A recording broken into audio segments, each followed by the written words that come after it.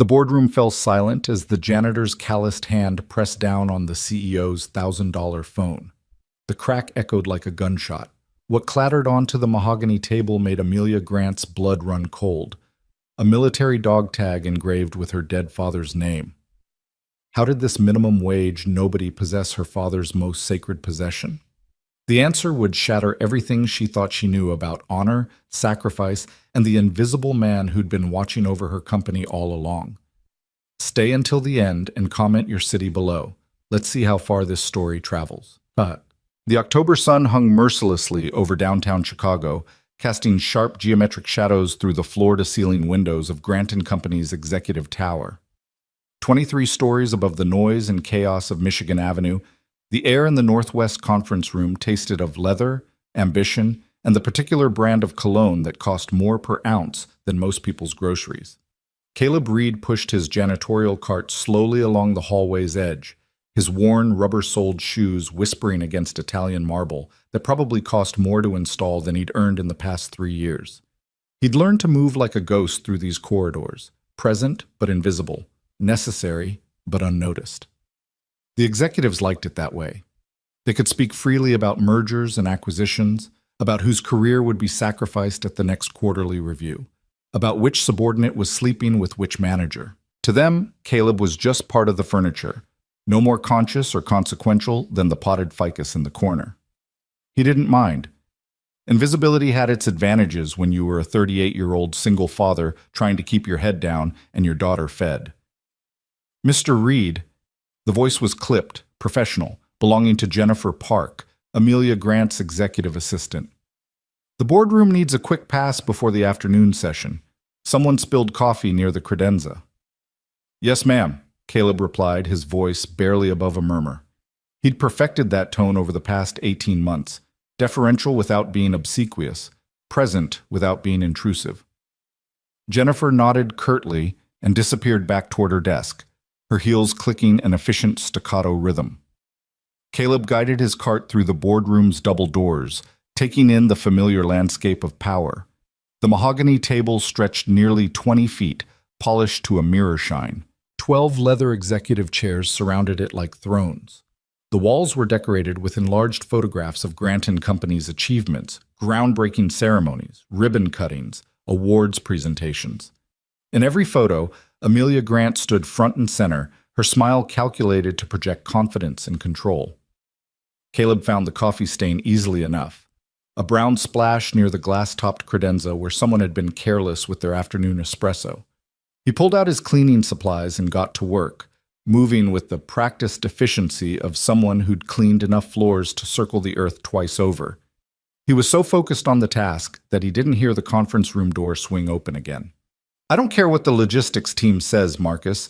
We're moving forward with the Valor Square project by December 1st, or heads will roll. Amelia Grant swept into the room like a storm system, her phone pressed to her ear, her free hand gesturing emphatically at points only she could see. She was tall, nearly 6 feet in the stiletto heels she favored, with dark hair pulled back in a style that probably had a fancy French name. Her charcoal suit was tailored precisely to her frame, and the diamonds in her ears caught the afternoon light with calculated brilliance. She was, Caleb had observed over many months, the kind of person who needed witnesses to her importance. I've sunk $3 million into preliminary design, Amelia continued, pacing near the windows. My father's legacy deserves better than departmental foot-dragging and union complaints. Make it happen, Marcus. That's why I pay you. She ended the call with a sharp tap and tossed the phone onto the conference table without looking, already moving toward the credenza where her coffee waited. The phone skittered across the polished surface, spinning slightly as it slid toward the far edge. Caleb saw it happening in slow motion, the $1,000 device heading straight for the table's corner, then the certain doom of the marble floor beyond. Without thinking, he straightened from his crouch and reached out, his hand intercepting the phone's trajectory just before disaster struck. The silence that followed lasted maybe 3 seconds, but it felt like 3 hours. Did you just... Amelia turned, her eyes wide with disbelief. Did you just touch my phone? Caleb froze, the device resting in his palm. He could feel the warmth of it, still hot from her grip and the processor working inside. I'm sorry, ma'am, it was going to fall. So you grabbed it? Without permission? Amelia's voice rose half an octave. Do you have any idea how much that costs? How much sensitive information is on that device? I was trying to help. By putting your dirty hands all over it? She crossed the distance between them in 4 sharp strides, her heels striking the floor like a judge's gavel. That phone costs more than you make in a month, probably more than you make in 2 months, and you just grabbed it like it was some plastic toy. Caleb looked down at his hands. They were clean. He'd scrubbed them twice before starting his rounds, the way he always did. But he understood what she meant. They were working hands, calloused hands, hands that cleaned toilets and mopped floors and emptied trash bins, hands that didn't belong in the same reality as $1,000 smartphones. I apologize, he said quietly. I should have let it fall. You should have stayed in your lane, Amelia snapped. She held out her hand imperiously. Give it back, carefully. Caleb moved to place the phone in her palm, but his thumb accidentally pressed the side button as he transferred it. The screen blazed to life, showing her home screen, a photo of herself accepting some award, he noticed, and the sudden illumination made him blink. His grip shifted. The phone slipped. And in that terrible moment of synchronized bad luck, both of them lunged for it simultaneously. Amelia's hand collided with Caleb's forearm. His elbow knocked against her wrist. The phone flew upward instead of downward, spinning end over end like a satellite losing orbit. It landed flat on the conference table with a sound that was both crack and thud, the terrible noise of expensive technology meeting immovable wood at exactly the wrong angle. Oh my God, Amelia breathed. Oh my God, what did you do? Caleb's stomach dropped into his shoes. Ma'am, I'm so sorry. I didn't mean... You absolute idiot! Amelia snatched the phone from the table, her face flushing crimson. Do you have any idea what you've just done? This has my entire life on it. My emails, my contacts, my... She stopped mid-sentence, her eyes widening as she stared at the device. The screen was intact, miraculously, impossibly intact. But something was wrong with the case.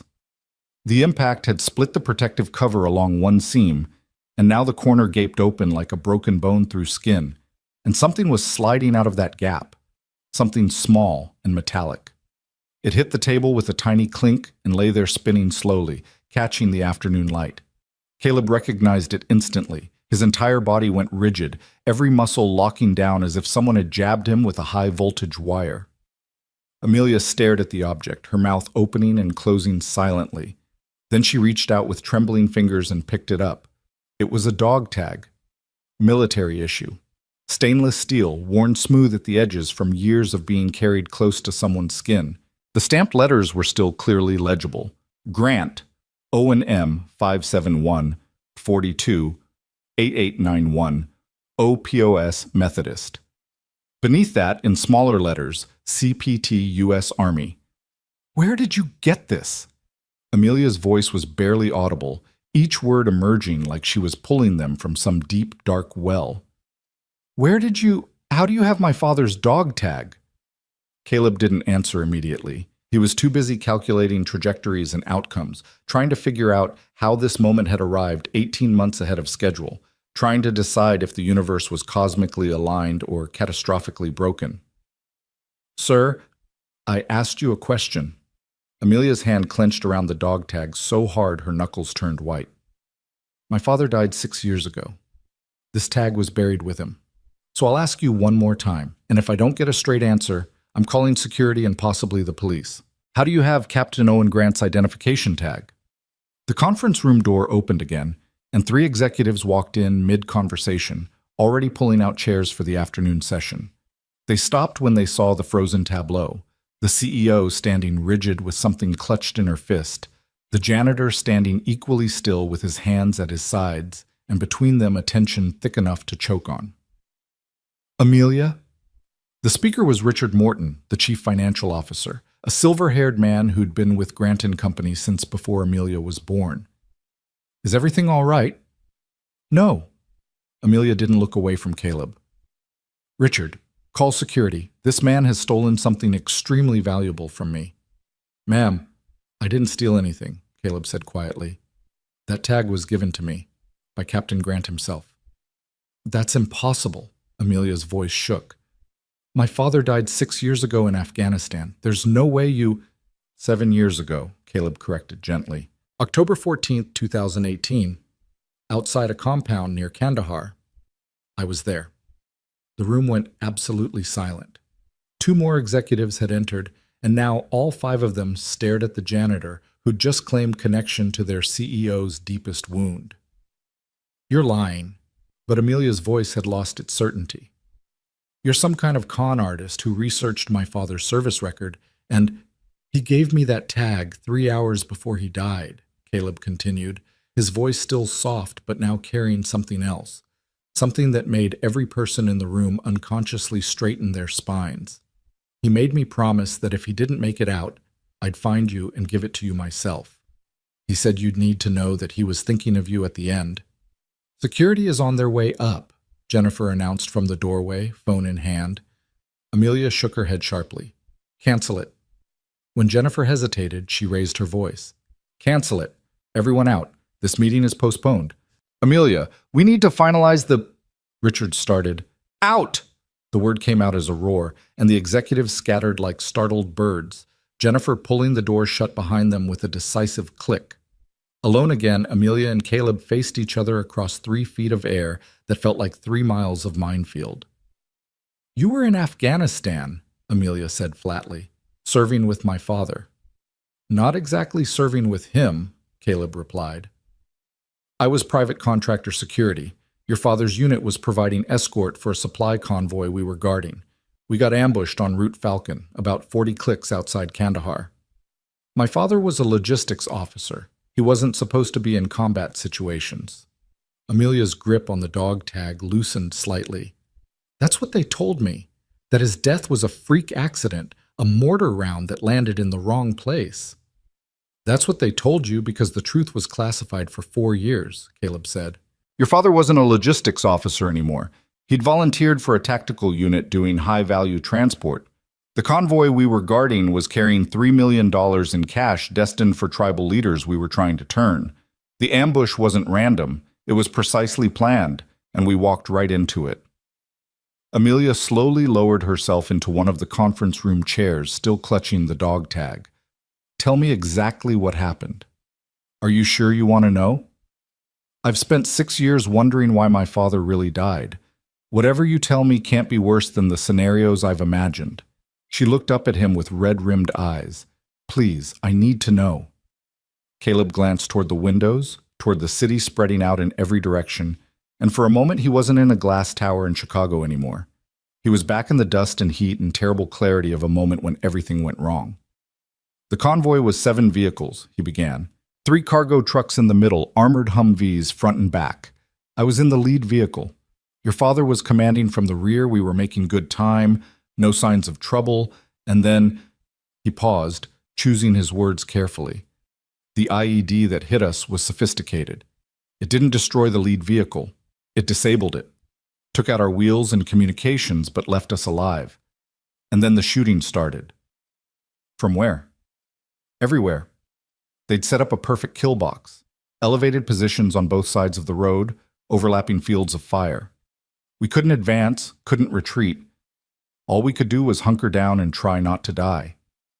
Caleb's voice remained steady, but his eyes had gone distant.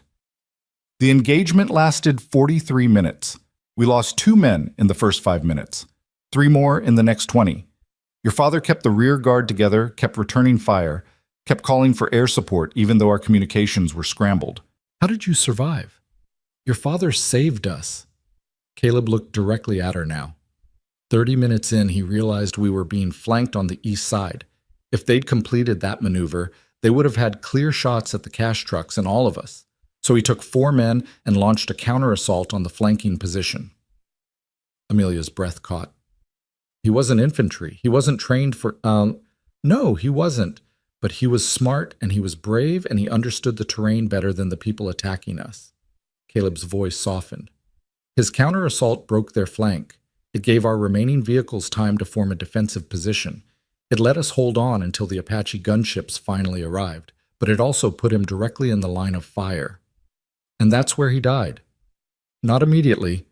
Caleb reached into his pocket slowly, aware that Amelia was watching his every movement. He pulled out a second dog tag, identical to the first but more worn, the letters slightly deeper with age.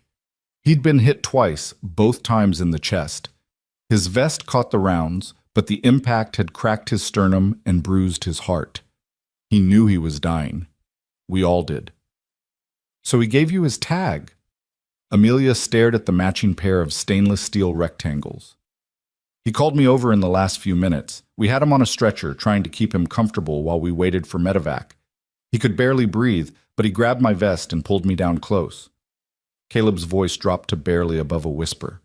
He said, "My daughter, Amelia. She's in Chicago. Grant and Company. Find her. Tell her I wasn't scared at the end. Tell her I was proud. Tell her—" His voice cracked slightly. "Tell her that honor doesn't need an audience." The silence that followed was broken only by the faint hum of the HVAC system and the distant sounds of the city far below. "Honor doesn't need an audience," Amelia repeated mechanically. "He used to say that when I was little. Whenever I'd do something good and want everyone to know about it." A tear slid down her cheek and she didn't bother wiping it away. "He'd say real honor is what you do when nobody's watching. Real respect is the quiet kind. He made me promise I'd find you and tell you myself, face to face. He didn't want you hearing it from some official report or sanitized briefing." Caleb placed the second dog tag on the table between them. He wore 2 sets. Most officers did. One for his records, one for occasions like this. He gave me the primary set and made me promise I'd return it to you personally. That was 7 years ago. Amelia's voice hardened slightly. "Why am I only seeing this now? Why have you been working here for over a year, cleaning these floors, emptying my trash cans, and you never said a word?" "Because I promised him I'd give it to you when you were ready to hear it." "Ready? How could you possibly know when I'd be ready?" Caleb met her eyes steadily. "Because he told me you'd need time. He said you'd be angry at first, then buried in grief, then buried in work trying to escape the grief. He said, I'd know you were ready when I saw you building something that honored his memory without making it about you."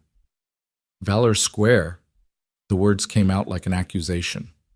"The memorial project. You think that's about me? Isn't it?" Caleb's tone remained gentle but firm.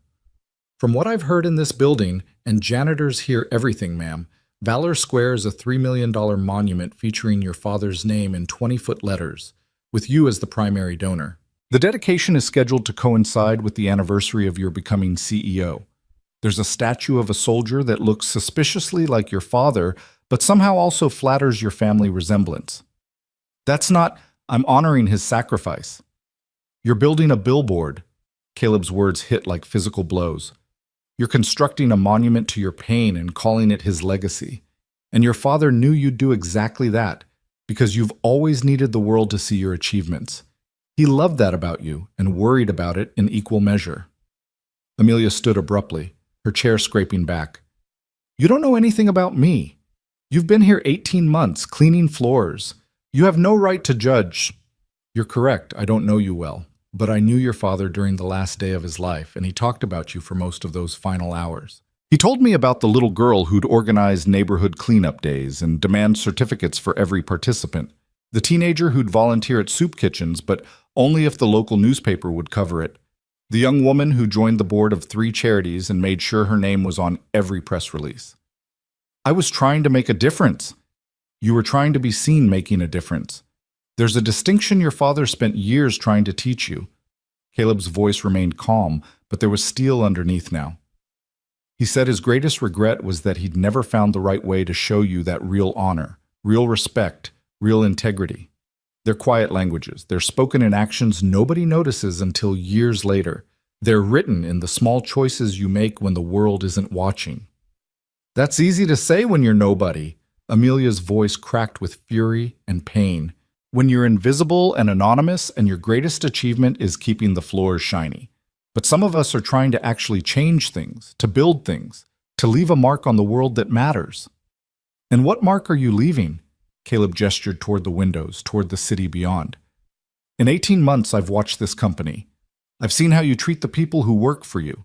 I've emptied the trash cans in the HR director's office, and read the complaints employees are too scared to file officially.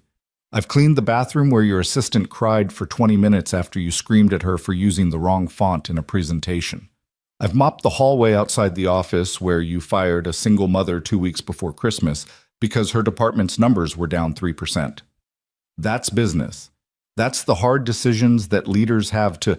That's tyranny dressed up as leadership. Caleb's voice rose slightly for the first time. That's the opposite of everything your father believed in. He led men through hell that day in Afghanistan. He died protecting people who'd only known him for 6 weeks. And do you know what they said about him at his memorial service? The one you probably don't know happened because it was just his unit, no press, no cameras? Amelia shook her head mutely. They said he knew all their names. Every single soldier, contractor, and local interpreter. He knew their kids' names, their spouses' names. He asked about their families and remembered the answers. When one of the junior enlisted men got emergency leave for his mother's cancer, your father personally drove him to the airfield at 3 a.m. When an interpreter's brother was threatened by the Taliban, your father moved both of them into our compound and stood guard himself the first night. He was a good man, Amelia whispered. I know he was. He was. But you're not becoming him. You're becoming everything he worked his whole life to never be. Caleb picked up both dog tags and held them out. He wanted me to give you these, to tell you the story, to help you understand that the greatest leaders are the ones who make everyone around them better, not smaller. But he also warned me that you might not be able to hear it, that you might be too far down your own path to find your way back. Get out. Amelia's voice was barely audible. Get out of this room. Get out of this building. You're fired. Yes, ma'am. Caleb placed the dog tags gently on the conference table. For what it's worth, your father loved you more than his own life. Everything he did, every choice he made, including the one that killed him. He did thinking about you. He just hoped that someday you'd understand that love doesn't need a monument. It needs to be lived. He turned toward the door, pushing his cleaning cart ahead of him. Wait. Amelia's voice stopped him at the threshold. How did you end up here? At this company specifically? Caleb looked back over his shoulder. Your father's last request was that I find you and tell you this story in person. But he also asked me to watch over you from a distance until you were ready to hear it. So when I left the military and needed a job that would let me be near my daughter, I looked for work in Chicago, and I found an opening here. He smiled faintly. Turns out janitors really are invisible. I could be 2 feet away from you in a hallway and you'd walk right past without noticing. It's the perfect cover for keeping a promise to a dying man. 7 years. Amelia's voice broke. You've been planning this for 7 years. Not planning, waiting. There's a difference. Caleb pushed the cart forward. I'll have my desk cleared by end of day. I'm sorry about your phone. He was gone before she could respond, the door clicking shut with the finality of a coffin lid. Amelia stood alone in the conference room, the 2 dog tags gleaming on the mahogany table like accusations. Outside the windows, Chicago sprawled in every direction. Millions of people living their lives, chasing their dreams, fighting their private battles. Somewhere in that sea of humanity was a janitor who'd kept a promise for 7 years, who'd watched her from the shadows, waiting for a sign of her father's honor to manifest in her choices, and who'd seen nothing but the opposite. She picked up the dog tags with trembling hands, feeling the weight of them, the warmth from where they'd rested against someone's skin, her father's skin, once upon a time. Now carried by a stranger who knew her father better than she did, who understood his values better than his own daughter. The worst part was that Caleb had been right about everything. Amelia thought about the last 2 years since she'd become CEO. She thought about Valor Square, with its massive statues and her family name in letters tall enough to be seen from airplanes. She thought about the dedication ceremony she'd planned, with the mayor and the press corps and a carefully curated guest list of people who could enhance the Grant family brand. She thought about her father's actual values, the quiet kind of honor, the invisible acts of service, the way he died protecting people whose names would never make the news. And she thought about the single father janitor who'd kept a 7-year promise, who'd watched her become someone her father would barely recognize, who'd finally delivered his message even knowing it would cost him his job. Her phone, the expensive, cracked device that had started this entire catastrophe, buzzed with a text from Jennifer. Security is asking if there was an incident. What should I tell them? Amelia stared at the message for a long moment. Then she typed back, "Tell them everything's fine, and cancel the rest of my afternoon. I need to think." She walked to the windows and looked out at the city, at the patterns of light and shadow stretching to the horizon. Somewhere down there was a little girl named Lily, who had a father who kept his promises even when it cost him everything. Somewhere down there was a man who understood honor better than every executive in this building combined. And somewhere inside herself, buried under layers of ambition and image and carefully constructed success, was the daughter Owen Grant had raised, the one who'd once believed that doing good was its own reward. The question was whether that girl still existed, or if she'd been replaced entirely by the woman who'd just fired the only person brave enough to tell her the truth. Amelia closed her fingers around the dog tags and felt the sharp edges bite into her palm. The pain was clarifying, real, more honest than anything she'd felt in months. She picked up her phone, miraculously still functional despite the cracked case, and pulled up her contacts. Her thumb hovered over Marcus Chen's name, the project manager for Valor Square. One phone call, and she could keep moving forward as planned, keep building her monument, keep telling herself it was about honor and legacy and respect for her father's memory. Or she could make a different kind of call, the kind that would probably cost her the image she'd spent years constructing, the kind that might make people question her judgment, the kind that her father might have made. Amelia took a deep breath and started dialing. Outside the conference room, in the hallways and offices of Grant & Company, people were already whispering. The janitor had done something to upset the CEO. The CEO had screamed loud enough to be heard through two closed doors. The janitor had been fired on the spot. By tomorrow, there would be a new janitor, someone more careful, someone who understood their place. And Caleb Reed would be just another forgotten name in the vast machinery of corporate America. Or so everyone assumed. But in the basement level, where the maintenance staff kept their lockers and took their breaks, Caleb was carefully packing his few possessions into a worn duffel bag. And on his phone, saved in a folder he'd never deleted, were copies of every conversation he'd overheard in the past 18 months. Every casual mention of regulatory shortcuts. Every discussion of accounting gray areas. Every moment when the leaders of Grant & Company had said things they'd assumed no one important was listening to. He'd hoped never to need those files. He'd hoped Amelia would remember her father's lessons on her own. He'd hoped the 7-year promise would end with understanding and growth. But Caleb had learned in Afghanistan that hope was a luxury, not a strategy. So he'd kept backup plans. Because honor might be a quiet language, but justice, when necessary, could speak volumes. The apartment Caleb returned to that evening sat on the 3rd floor of a walk-up in Pilsen, where the rent was almost affordable, and the neighbors spoke 3 different languages depending on which door you knocked on. The stairs creaked under his weight as he climbed, the duffel bag heavy on his shoulder, not from its contents, which were minimal, but from the weight of everything it represented. He could hear Lily before he even reached the door. She was singing something off-key, one of those nonsense songs 7-year-olds invented that somehow made more sense than half the conversations adults had. The sound loosened something in his chest that had been tight since the moment Amelia Grant's phone had cracked open on that conference table. "Daddy!" Lily flung the door open before he could get his key out, her gap-toothed smile bright enough to power the entire building. Her dark hair was escaping from the ponytail, Mrs. Chen from downstairs had probably put in that morning, and there was what looked like marker on her left cheek. "You're home early. Mrs. Chen said you wouldn't be here until 6, but it's only 5:30, and I checked the clock 4 times to make sure." "Hey, baby girl." Caleb dropped the duffel and scooped her up, feeling her skinny arms wrap around his neck like a lifeline. She smelled like the strawberry shampoo he bought in bulk from the dollar store and something else. Paint, maybe, or glue. "What are you working on?" "A project for school. We're supposed to draw our heroes." Lily wiggled down and grabbed his hand, pulling him toward the kitchen table where papers and art supplies covered every available surface. "I drew you, but Mrs. Chen said I should add more colors because heroes are supposed to be bright, and you're all gray and dark in my picture." Caleb looked at the drawing. She'd rendered him in surprising detail for a 7-year-old. The janitor's uniform, the cart he pushed, even the expression on his face that he didn't realize he wore until he saw it captured in crayon and marker. She was right. It was mostly gray and dark blue, the colors of industrial carpet and fluorescent-lit hallways. Heroes don't have to be bright. he said quietly, kneeling beside her chair. Sometimes the best heroes are the ones nobody notices. That's what I told Mrs. Chen.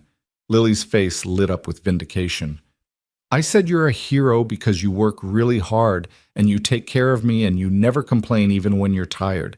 But she said real heroes save people from danger. Well, Mrs. Chen isn't wrong about that either.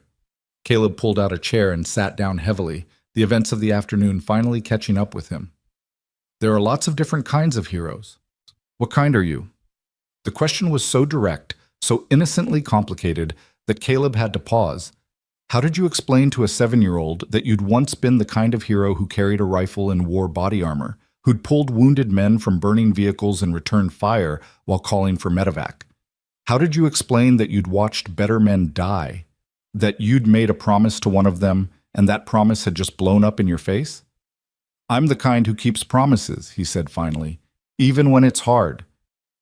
Like promising to always come home to me? Exactly like that. Lily studied him with the unnerving perception that children sometimes had, the ability to see past words into the truth beneath. Something bad happened today. What makes you say that? You're home early and you brought your bag and you have that look. She pointed at his face. The one you get when the bills come and there's too many of them. Caleb couldn't help but smile. You're too smart for 7. Mrs. Chen says I'm an old soul. Lily picked up a purple crayon and added something to her drawing. Did you lose your job? There was no point in lying. Lily would figure it out anyway when he started staying home during the day, when he started searching the want ads, when the worry lines around his eyes deepened into trenches. Yeah, baby, I did. Because you kept your promise? The question hit him like a punch. How did you... You told me about the soldier who saved you, the one whose daughter you had to find. Lily didn't look up from her drawing. You said you had to tell her something important about her daddy. You said it might make her mad, but you had to do it anyway because you promised. Was today the day you told her? Caleb had forgotten that conversation, had forgotten that children absorbed everything even when you thought they weren't paying attention. Yeah, today was the day. And she got mad. She got mad. But you did the right thing. Lily looked up now, her dark eyes, so much like her mother's, the mother she barely remembered, fierce with certainty. That's what matters. You taught me that. You said doing the right thing is more important than doing the easy thing. I did say that. Caleb pulled her into another hug, feeling the sting of tears he refused to let fall. When did you get so wise? I'm an old soul, she repeated solemnly.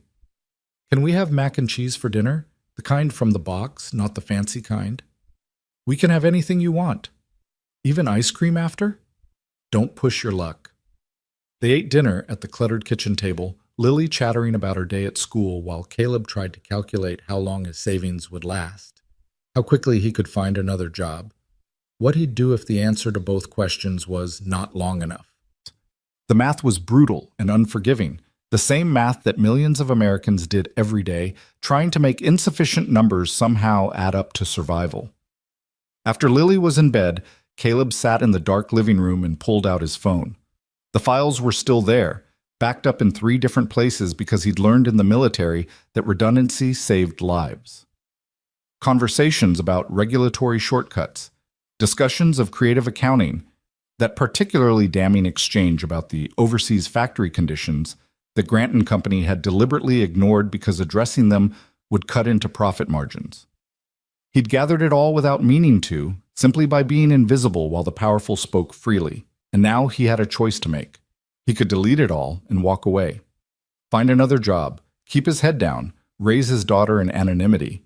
It was the safe choice, the smart choice, the choice that wouldn't paint a target on his back. Or he could use what he knew. Not for revenge. He'd learned in Afghanistan that revenge was a poison that killed the drinker first, but for accountability. To force Grant and Company to live up to the values they claimed to embody. To honor Owen Grant's memory in a way his daughter apparently couldn't. The phone buzzed in his hand, startling him. A text from an unknown number. This is Amelia Grant. I need to speak with you. Tomorrow morning, 8 a.m., the coffee shop on Jackson and State, please. Caleb stared at the message for a long time. The please was what got him. He'd never heard Amelia Grant say that word in 18 months of working at her company. Then again, he'd never seen her look the way she had in those final moments in the conference room, the carefully constructed armor cracking to reveal something raw and wounded underneath.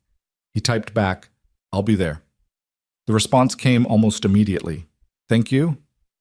Two words that carried the weight of worlds.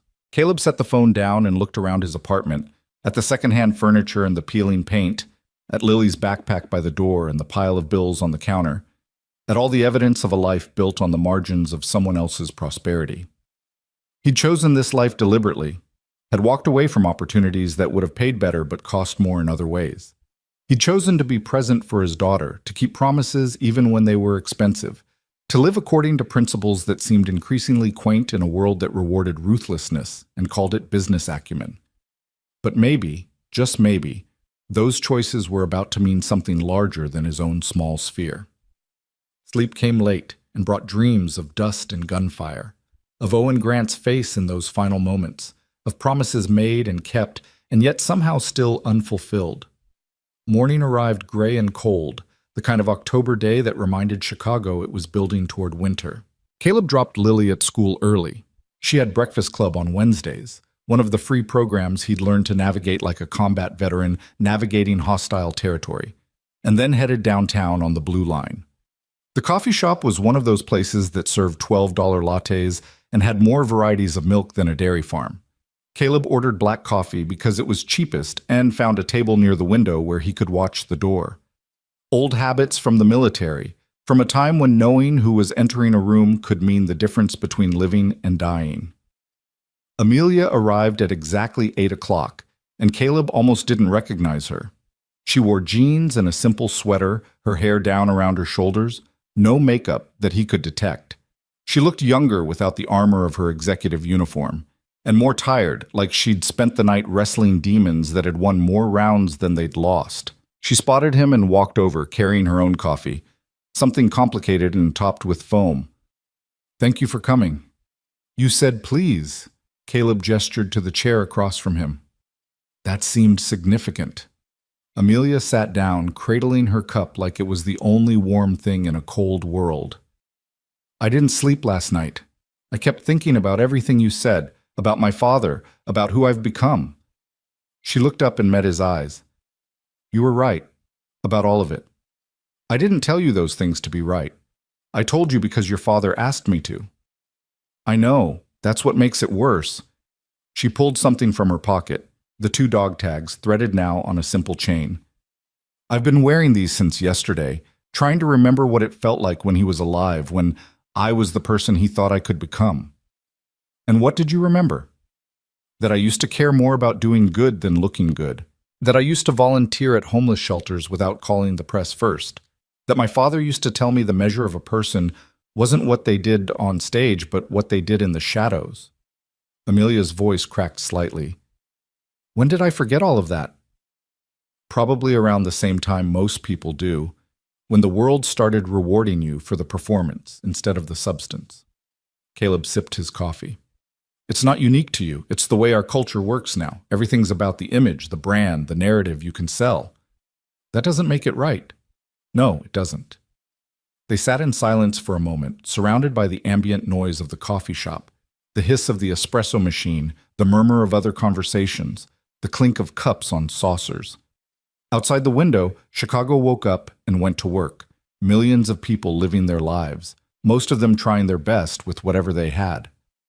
"I called Marcus Chen last night," Amelia said finally. "The project manager for Valor Square. I told him we're canceling the entire project."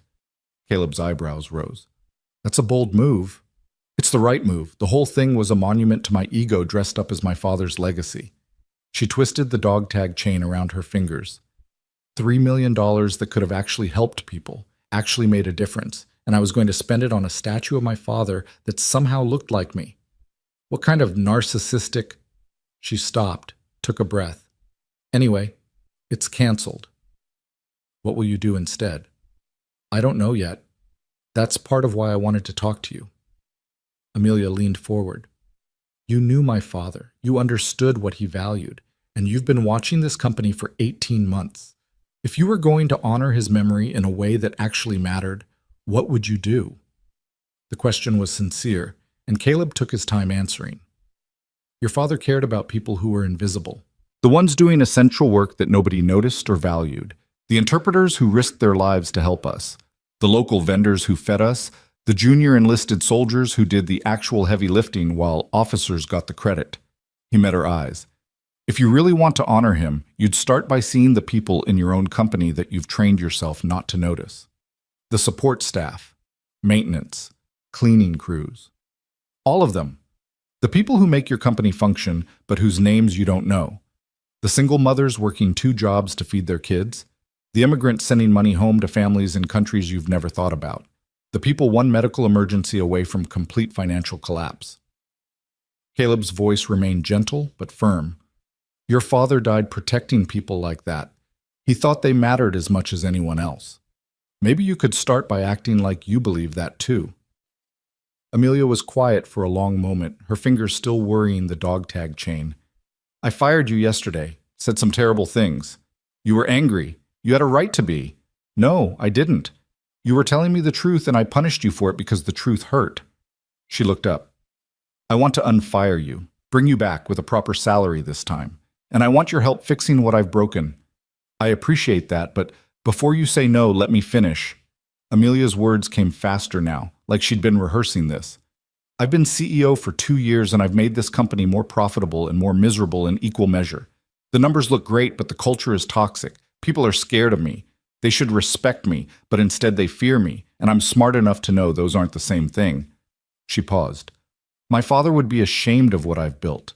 I need to fix it, and I can't do that without help from someone who isn't afraid to tell me when I'm wrong. There are consultants for that. People with degrees in organizational behavior. I don't need consultants who'll tell me what I want to hear in expensive jargon.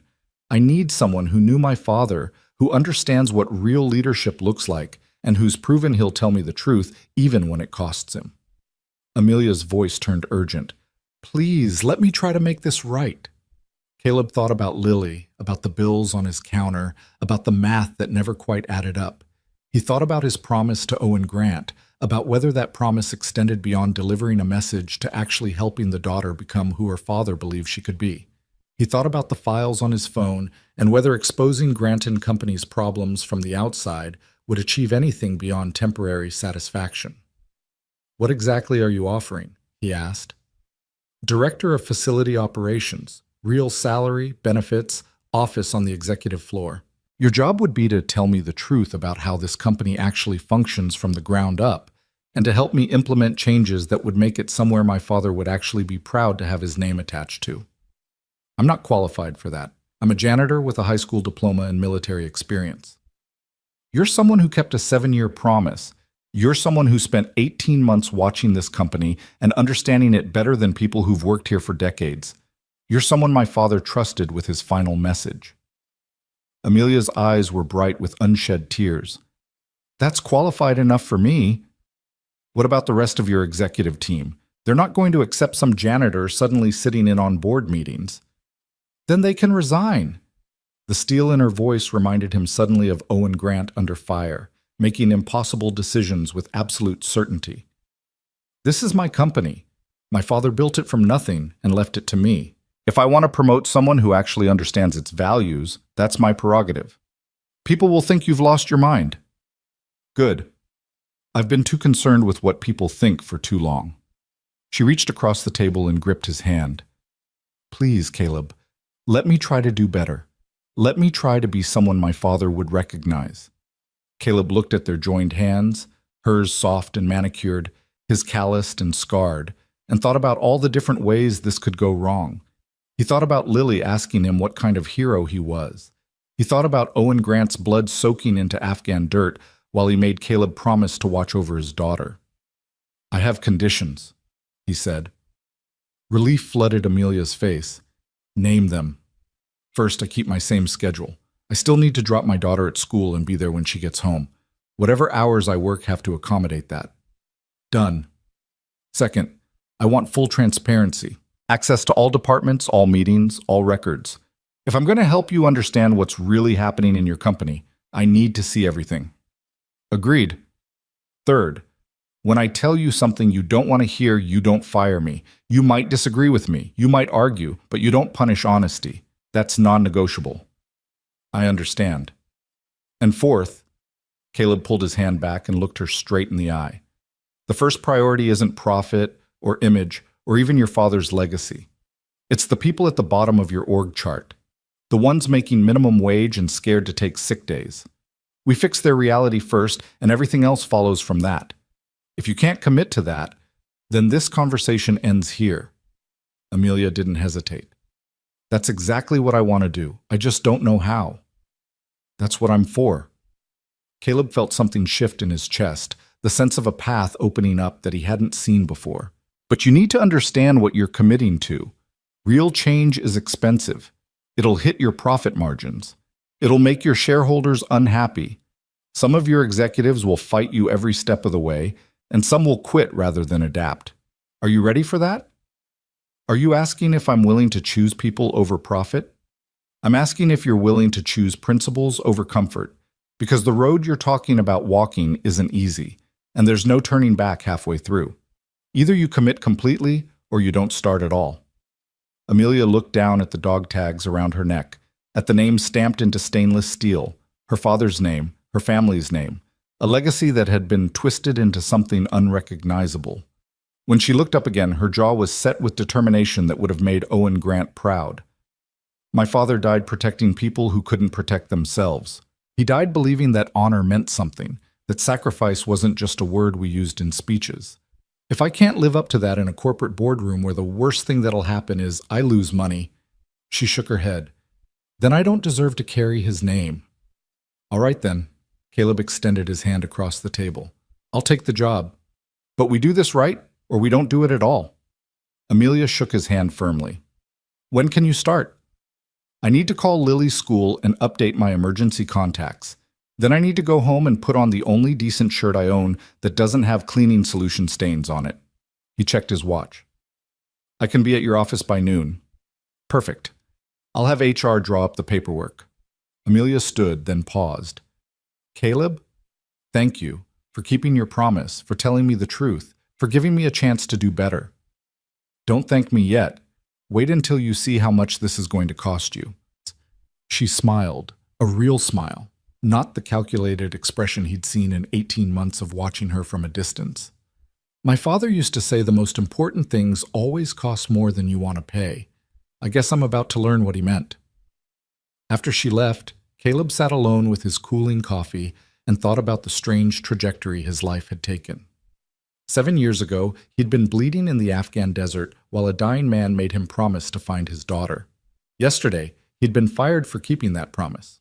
Today, he was about to become an executive at a major corporation despite being wildly unqualified on paper. His phone buzzed with a text from Mrs. Chen. Lily forgot her lunch. Can you drop it off? Real life, asserting itself in the middle of impossible circumstances. Caleb smiled and typed back, on my way. He stopped by the apartment, grabbed Lily's lunchbox, she'd decorated it with stickers of cartoon characters he didn't recognize, and headed to her school. The building was old and underfunded, the kind of place that had been next on the list for renovations for the past decade. The teachers were dedicated but exhausted, trying to do impossible work with insufficient resources. Caleb signed in at the front office and waited while they called Lily down. She appeared a few minutes later, slightly out of breath from running. Daddy! She threw her arms around him. Mrs. Chen texted you about my lunch? She did. Here you go. He handed over the lunchbox. What do you have this afternoon?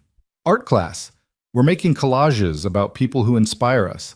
I'm doing mine about you. She lowered her voice conspiratorially. But don't tell Mrs. Chen I'm using the gray colors. She still thinks heroes have to be bright. Your secret's safe with me. Caleb knelt down to her level. Hey, I have some news. Remember how I lost my job yesterday? Lily's face fell. Yeah. Well, I got a new one, a better one. It means I'll be able to pick you up from school every day like always, but it also means things are going to be okay. We're going to be okay. Because you kept your promise? Because I kept my promise. Lily hugged him tightly. I told you doing the right thing matters. You did. You were right. I'm an old soul, she said solemnly, making him laugh. On the way back downtown, Caleb called his old unit commander, the one who'd helped him navigate civilian life after Afghanistan. Tom? It's Caleb Reed. I need to run something by you. Caleb, haven't heard from you in months. What's going on? Remember that promise I told you about? The one to Owen Grant? The one where you were supposed to find his daughter and deliver his message? Yeah, I remember. You ever do that? Yesterday. It didn't go quite how I expected, but Caleb gave him the abbreviated version. The cracked phone, the dog tags, the confrontation, the firing, and now the unexpected job offer. Am I crazy for taking this? I'm not qualified to run anything. Tom was quiet for a moment. You remember that night outside Kandahar when our convoy got hit and the lieutenant froze? You're the one who took over, organized the defense, got everyone into cover, and held position until the cavalry arrived. You saved 11 lives that night, and you weren't qualified for any of that either. That was different. How? Leadership is leadership, whether you're under fire or in a boardroom.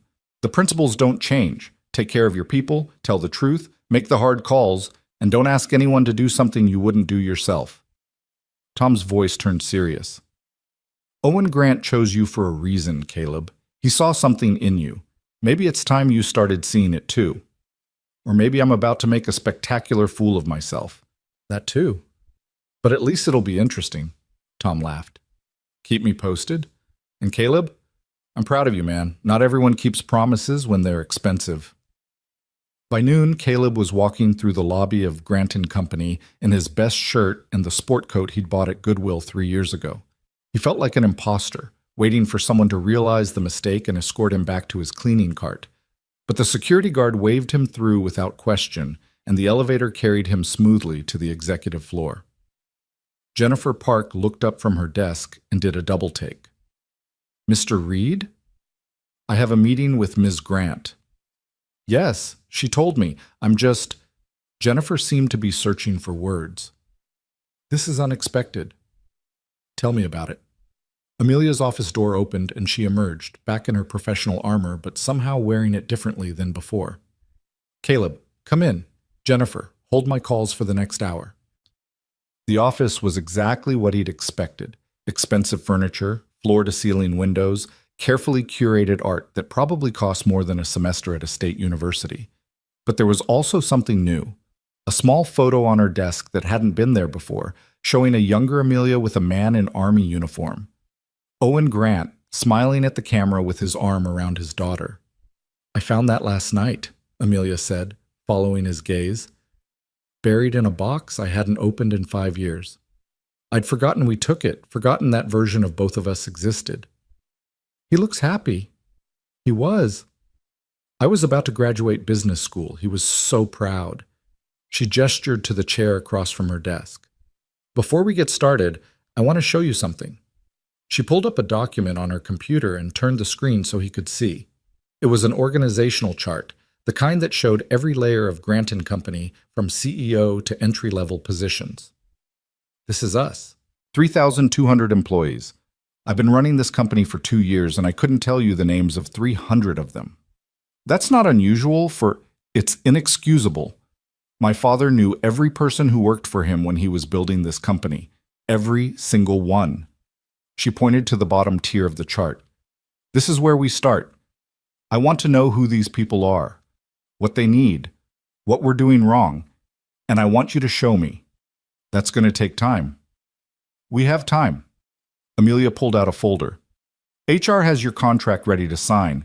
Director of Facility Operations, starting salary of $110,000, full benefits, company car if you want it.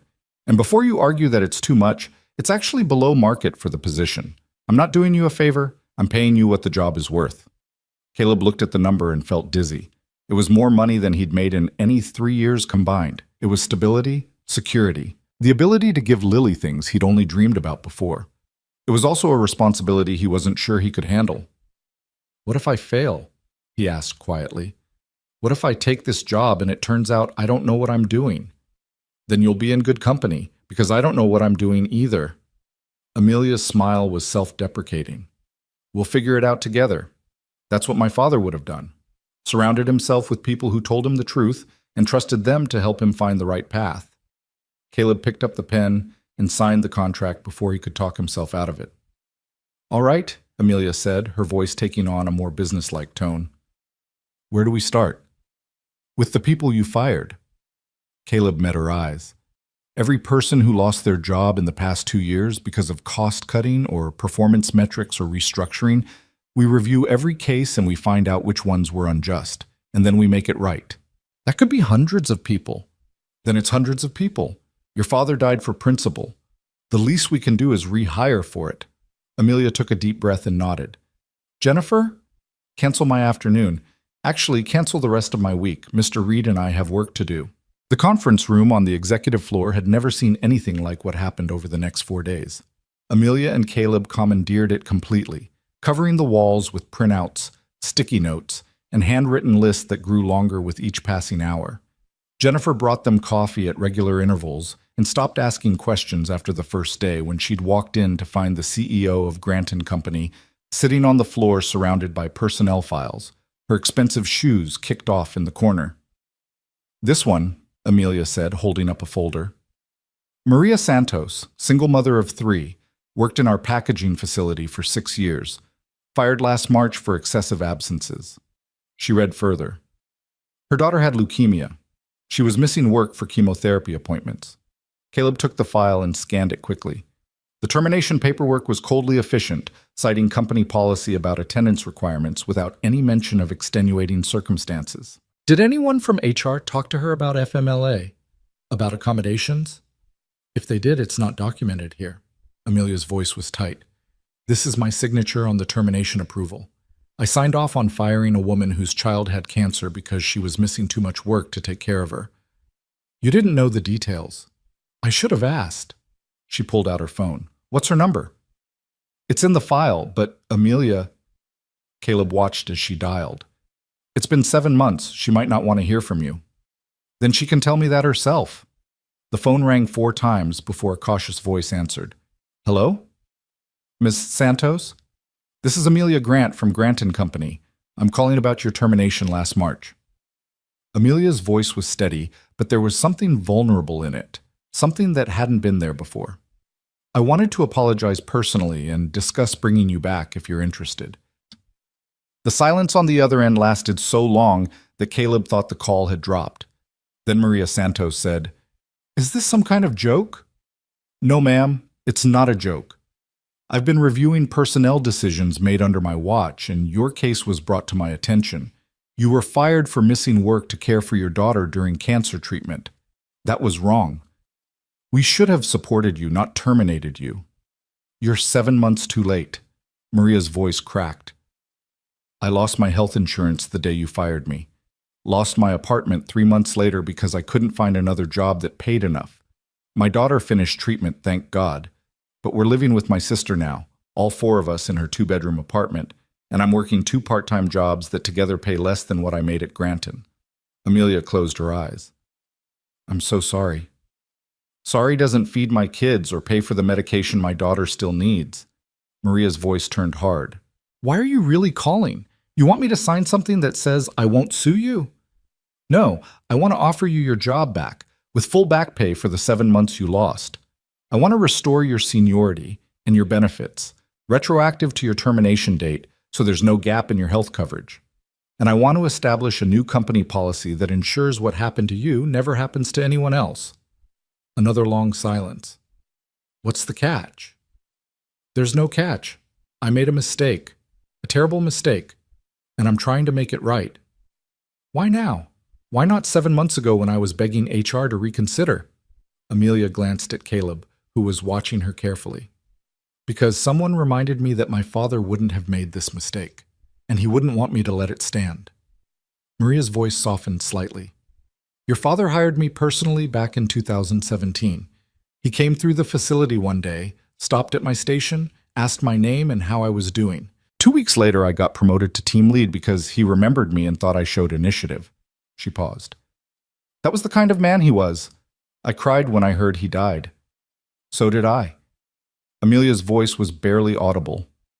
"Ms. Santos, I can't undo the past 7 months, but I can try to make the future better. Will you at least consider my offer? I need to think about it. Talk to my family. Of course, take all the time you need. My assistant Jennifer will send you the details in writing, and you can call her with any questions. Amelia rattled off the phone number. And Ms. Santos, your daughter, how is she doing now? She's in remission, still weak, still has a lot of recovery ahead, but the doctors say she's going to make it. I'm glad, truly. After the call ended, Amelia sat motionless for a long moment, the phone still pressed to her ear. There are 63 more files like that one, she said finally. 63 people whose lives I've damaged because I was too busy worrying about efficiency metrics to remember they were human beings. We'll call every one of them, Caleb said. We'll make every offer we can. Some of them won't come back. Some of them will tell you exactly what they think of you and hang up. But we keep trying. This is going to cost millions. The board is going to lose their minds. Then let them. You're the CEO. You're Owen Grant's daughter. You get to decide what this company stands for. Amelia looked at him with something like wonder. How do you do that? Stay calm when everything's falling apart? Practice. I spent a lot of time in places where falling apart meant people died. Caleb pulled another file from the stack. Besides, this isn't falling apart. This is building something that should have been built from the beginning. It just takes longer when you're also dismantling the mess first. They worked until well past midnight that first night, calling former employees, leaving messages, sending emails. Some people hung up immediately. Some listened but declined the offers. But a few, like Maria Santos, who called back 2 hours later to say she'd accept, said yes. Each acceptance felt like a small victory, like reclaiming territory that had been lost. The next morning, word had spread through the building. Caleb could feel the shift in energy as he walked the halls, could see it in the way people watched him and Amelia with a mixture of confusion and curiosity. The janitor who'd been fired on Tuesday was now the director of facility operations on Wednesday, and the CEO who'd terrorized her staff for 2 years was calling people to apologize.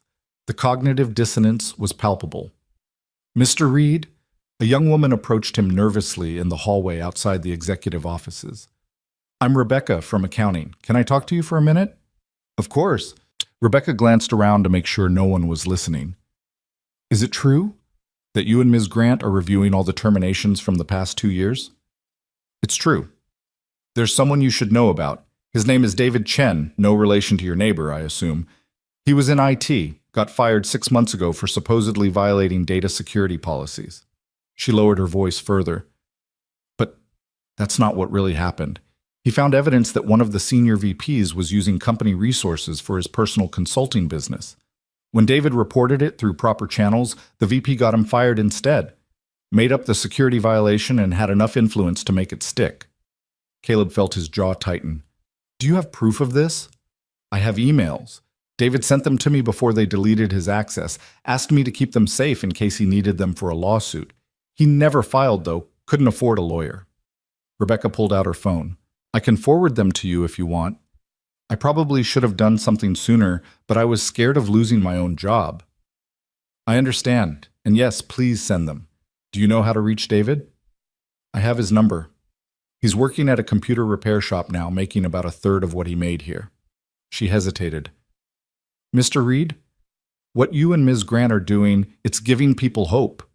We've been scared for so long, scared to speak up, scared to make mistakes, scared to be human. Maybe things are actually going to change. We're going to try, but we need people like you to help us. People who know where the problems are. Caleb pulled out one of his new business cards. Jennifer had insisted on ordering them immediately and handed it to Rebecca. If you see something wrong, something that goes against what you think this company should be, I want you to tell me. No retaliation, no consequences, just honest feedback. Rebecca took the card like it was something precious. My mom worked here back when your dad ran the company, she said to Amelia, who'd emerged from her office. She always said it was the best job she ever had, that Mr. Grant treated everyone with respect, from executives to janitors.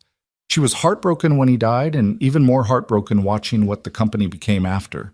She looked directly at Amelia. She'd be really happy to know you're trying to bring that back. After Rebecca left, Amelia stood in the hallway staring at nothing. How many more are there? How many more Davids and Marias and people who got crushed because I was too arrogant to pay attention? Probably a lot, Caleb said honestly, but we're going to find them.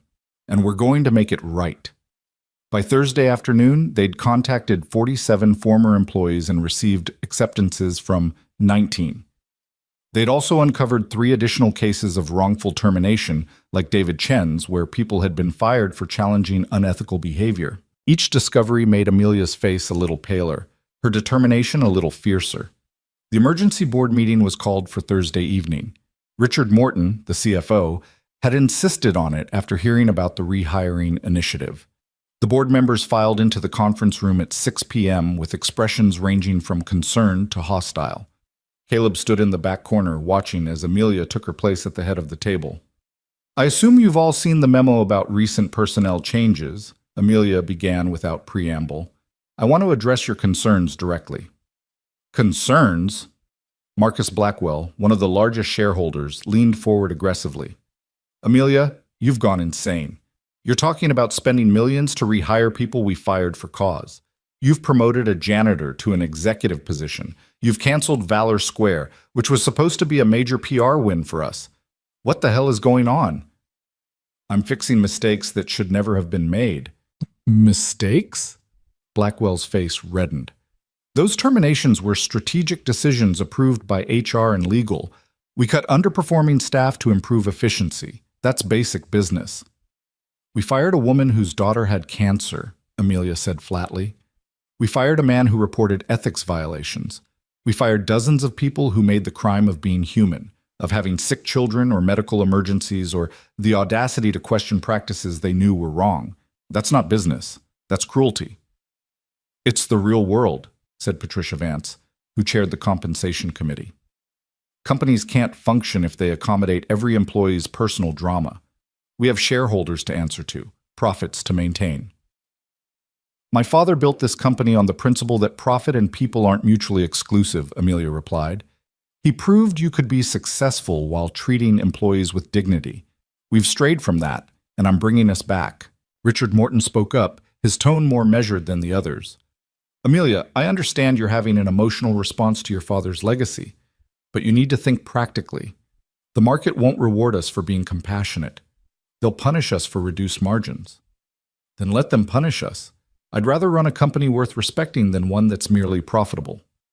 Amelia stood, placing her palms flat on the table. My father died protecting people he barely knew because he believed every life had equal value. I've spent 2 years running this company like people were disposable resources. That ends now. You can't make these decisions unilaterally, Blackwell said. We have a fiduciary responsibility, and I have a moral one. Amelia's voice cut through his objection. This is still the company my father built, still carries his name. I won't let it be a monument to everything he opposed. If you can't support that, you're welcome to sell your shares. The room erupted in argument. 3 board members talking over each other, demanding explanations, threatening votes of no confidence. Through it all, Amelia stood firm, and Caleb watched from his corner with growing respect. This was who Owen Grant had hoped his daughter would become, someone willing to take fire for her principles. Enough. The single word from Richard Morton silenced the room. He was the oldest member of the board, had known Owen Grant personally, carried enough respect that even Blackwell deferred to him. I worked with Owen for 23 years, built this company alongside him from a warehouse operation to what we are now. And I'll tell you something about the man. He would have done exactly what Amelia is doing. Richard, you can't seriously, Patricia began. I can, and I am. Richard looked at each board member in turn. Owen used to say that the true measure of a company wasn't its market cap, but whether its employees could look their children in the eye and be proud of where they worked. We've lost that. Amelia's trying to get it back. It might cost us in the short term, but companies built on exploitation always collapse eventually. Better to reform ourselves now than implode later. This is corporate suicide, Buka, Blackwell muttered. No, Caleb said quietly from his corner, speaking for the first time. Everyone turned to look at him. Corporate suicide is what you've been doing, burning through employees like disposable resources, creating a culture of fear, cutting corners on safety and ethics to squeeze out another percentage point of profit. You think that's sustainable? You think talented people want to work for companies that treat them like garbage? And you are? Blackwell's tone dripped contempt. Someone who was in Afghanistan when Captain Owen Grant died protecting people he didn't have to protect. Someone who watched him make the choice between personal safety and doing what was right, and who saw him choose right without hesitation. Caleb moved away from the wall. He asked me to watch over his daughter, to help her understand what really mattered. That's what I'm doing. If you have a problem with that, we can discuss it, but don't mistake compassion for weakness or ethics for naivety. The room went quiet. Blackwell stared at Caleb like he was trying to decide whether to be angry or intimidated, then apparently chose neither and looked away. I'm calling for a vote, Patricia said finally. All in favor of halting this rehiring initiative and the associated policy changes? 3 hands went up. Blackwell, Patricia, and one other board member, Caleb, didn't know. Opposed? 4 hands, including Richard's. The motion fails, Richard said with satisfaction. Amelia, you have the board's support. Narrow support, but support nonetheless. Just try not to bankrupt us in the process of finding your conscience. Thank you, Amelia said quietly. I know this isn't easy for any of you, but I promise you'll see results. Real, measurable improvement in employee satisfaction, retention, and productivity. Give me 6 months to prove it works. After the board members filed out, Amelia collapsed into her chair like someone had cut her strings. I thought I was going to throw up the entire time. You did well, Caleb said. Your father would have been proud. Would he? I spent 2 years doing everything he'd hate. 2 years. She looked up at him. How do I make up for that? One day at a time, one decision at a time, one person at a time. Caleb pulled out his phone. Speaking of which, I got a text from David Chen. He wants to meet tomorrow to discuss coming back.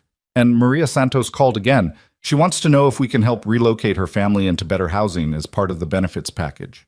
Can we do that? We can if you authorize it. Company-assisted housing program for employees facing hardship. It's not unprecedented. Amelia nodded slowly. Do it. Whatever they need. And Caleb, thank you for speaking up in there. I know it wasn't your job to defend this to the board.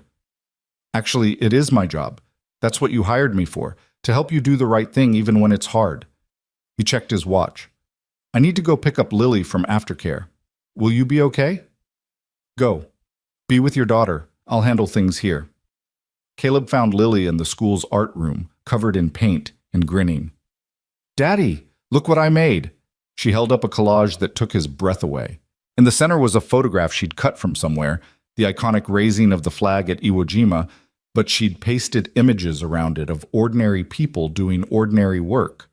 A doctor, a teacher, a firefighter, a janitor with a cart. And across the top in her careful 7-year-old handwriting, heroes are everywhere. It's beautiful, he said honestly.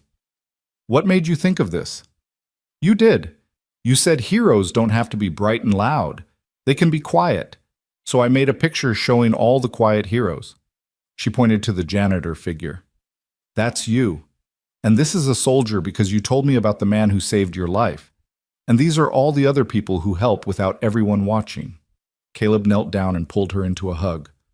I love it. And I love you. I love you too, Daddy. Did your new job go good today? It went very good. Hard, but good. That's what the best things are, Lily said with the wisdom of an old soul. Mrs. Chen says anything worth doing is worth doing even when it's hard. Mrs. Chen is very smart. On Friday morning, Caleb arrived at the office to find a small crowd gathered in the lobby. Former employees holding letters or printed emails, looking nervous and hopeful in equal measure.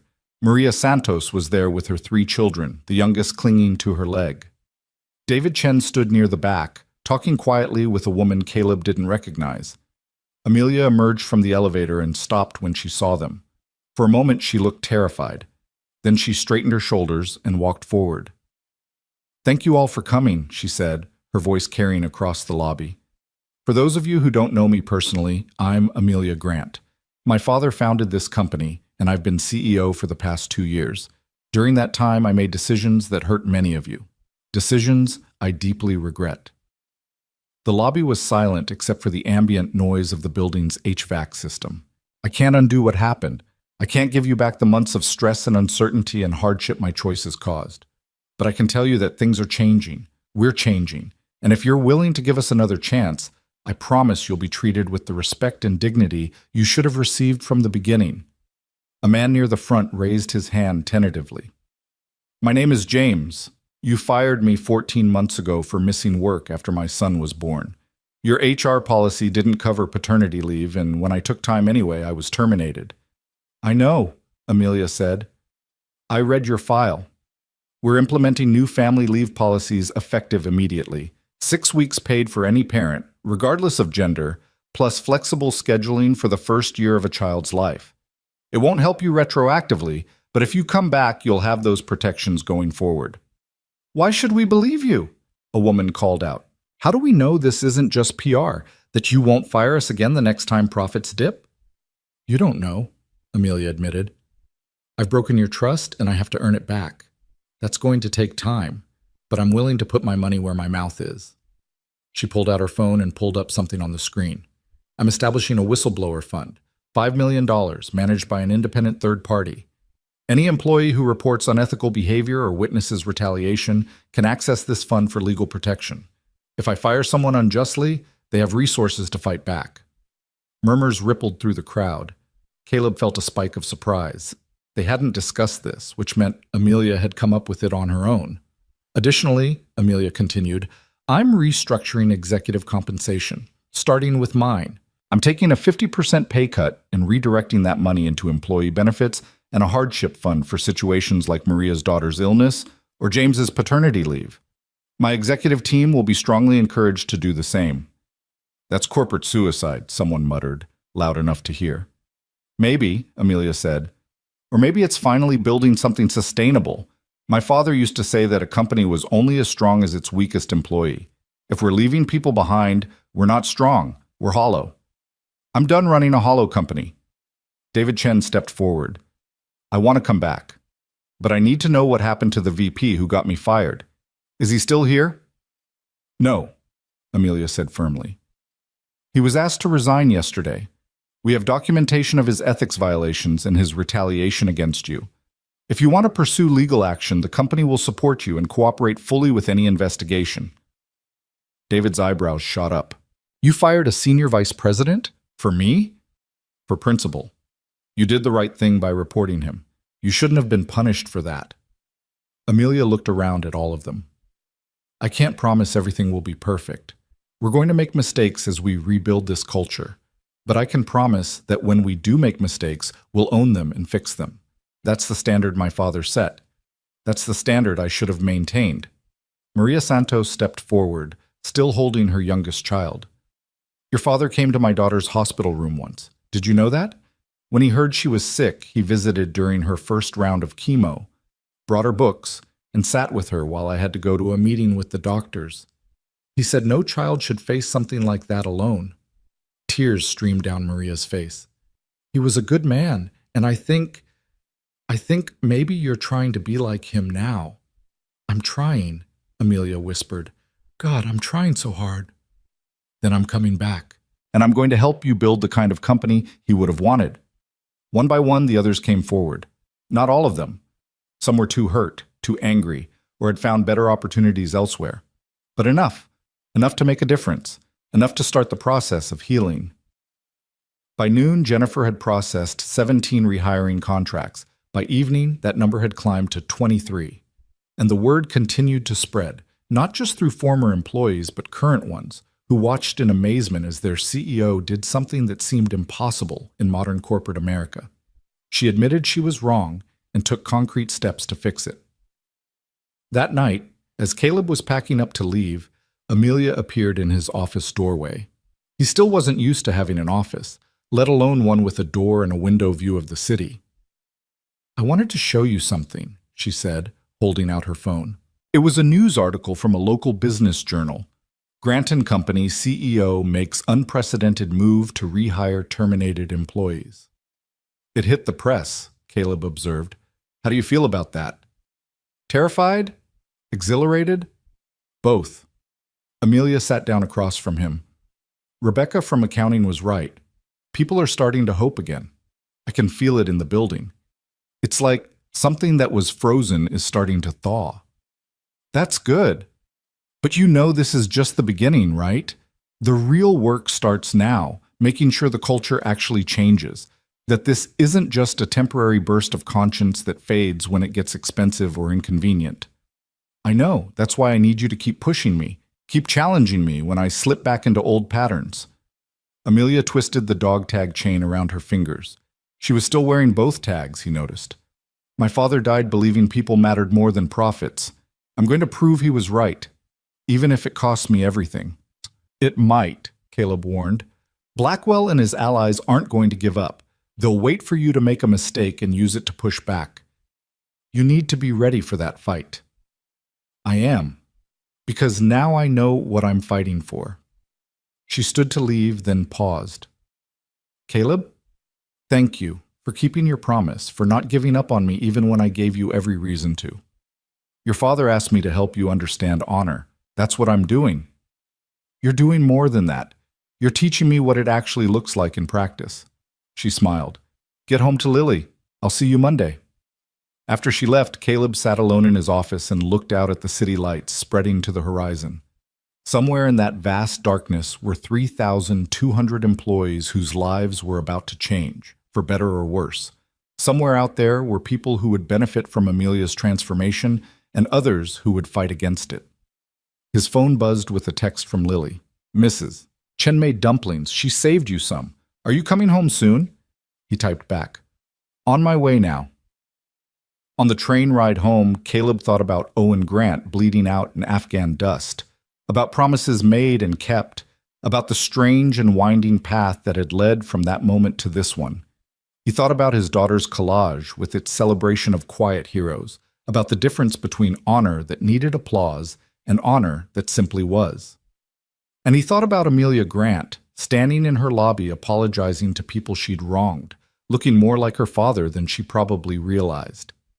Maybe, Caleb thought, maybe this was what redemption looked like. Not a single dramatic gesture, but 1,000 small choices, each one slightly better than the last, building towards something that might actually matter. His phone buzzed again. Another text, this time from a number he didn't recognize. This is Richard Morton. I wanted you to know Owen would be grateful for what you're doing for his daughter. Thank you for keeping your word. Caleb stared at the message for a long moment, feeling the weight of 7 years finally begin to lift. He'd delivered the dog tags. He'd told the story. And now, against all odds, Amelia was actually listening. The promise wasn't finished, might never be truly finished, but it was on the right path. That would have to be enough. The weekend passed in a blur of normalcy that felt surreal after the intensity of the previous week. Caleb took Lily to the park on Saturday, where she insisted on showing him every leaf she found interesting and explaining in elaborate detail why each one was special. On Sunday, they did laundry at the laundromat down the street while she worked on homework, her tongue poking out in concentration as she practiced cursive letters that looked like small birds learning to fly. But even in these mundane moments, Caleb's mind kept drifting back to Grant and Company, to the files still waiting to be reviewed, to the cultural transformation that had barely begun. He thought about Owen Grant's last words, about honor being a quiet language, and wondered if he'd truly understood what that meant until now. Speaking that language wasn't a single conversation or dramatic gesture. It was showing up, day after day, doing the work even when nobody was watching. Monday morning arrived with the first real bite of November cold. Caleb dropped Lily at school and headed downtown, arriving at the office to find it transformed in subtle ways he was only beginning to notice. People made eye contact in the hallways now. The nervous energy that had pervaded every interaction seemed slightly less oppressive. In the break room, he heard actual laughter instead of the hushed, careful conversations that had been the norm. Jennifer was at her desk when he arrived, and she looked up with an expression somewhere between relief and anxiety. Mr. Reed, thank God. Ms. Grant has been in emergency meetings since 6 a.m. The board called another session, just Blackwell and his allies, but they're making noise about a vote of no confidence.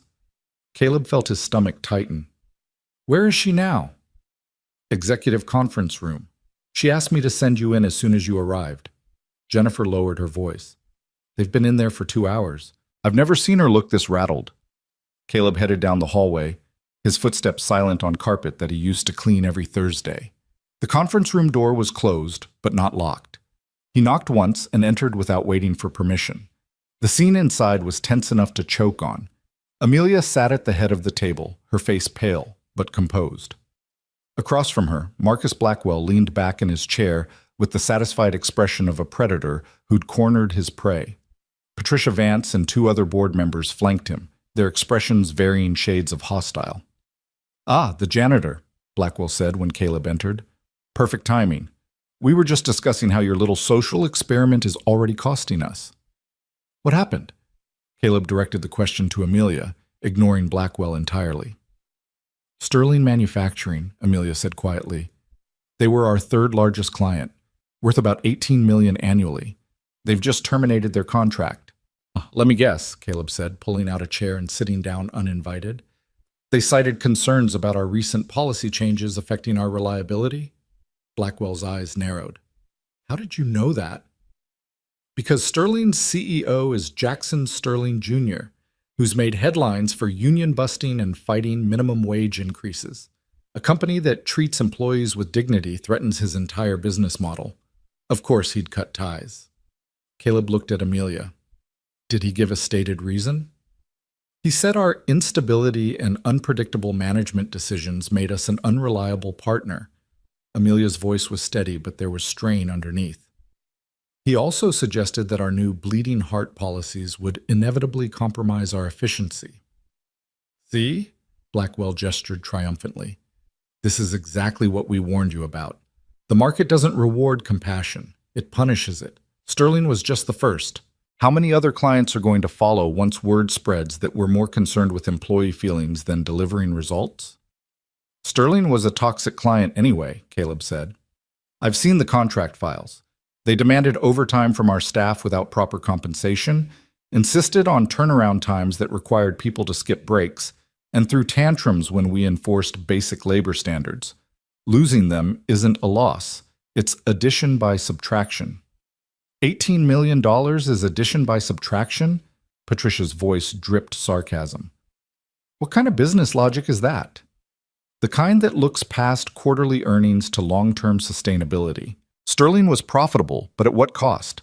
How many of our employees burned out trying to meet their unreasonable demands? How much turnover did their account generate? How many workers' comp claims came from people pushing too hard for too long? Caleb pulled out his phone and scrolled through notes he'd compiled over the weekend. I did some research. In the 2 years we've had Sterling's contract, the departments servicing their account have had turnover rates 40% higher than company average.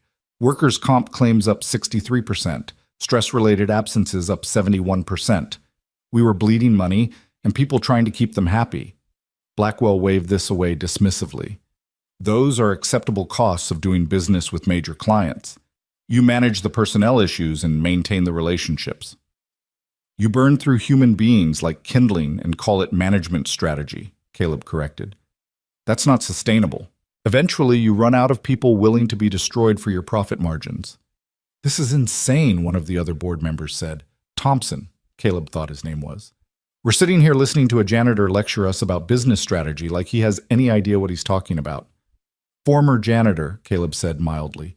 Current director of facility operations. And before that, private security contractor who managed logistics for operations worth millions of dollars under combat conditions. So yes, I have some idea what I'm talking about. Caleb's right about Sterling, Amelia said, finding her voice again. I've been reviewing the full cost analysis. When you factor in turnover, training replacement staff, workers' comp, and reduced efficiency from exhausted employees, Sterling was barely profitable. We were sacrificing long-term stability for short-term revenue. And now we're sacrificing short-term revenue for a long-term gamble that might not pay off, Blackwell shot back. Amelia, I say this with respect for your father's memory. You're letting emotion cloud your judgment. This whole rehiring initiative, the policy changes, the pay cuts, it's all an emotional response to guilt over Owen's death. You need to separate personal feelings from business decisions.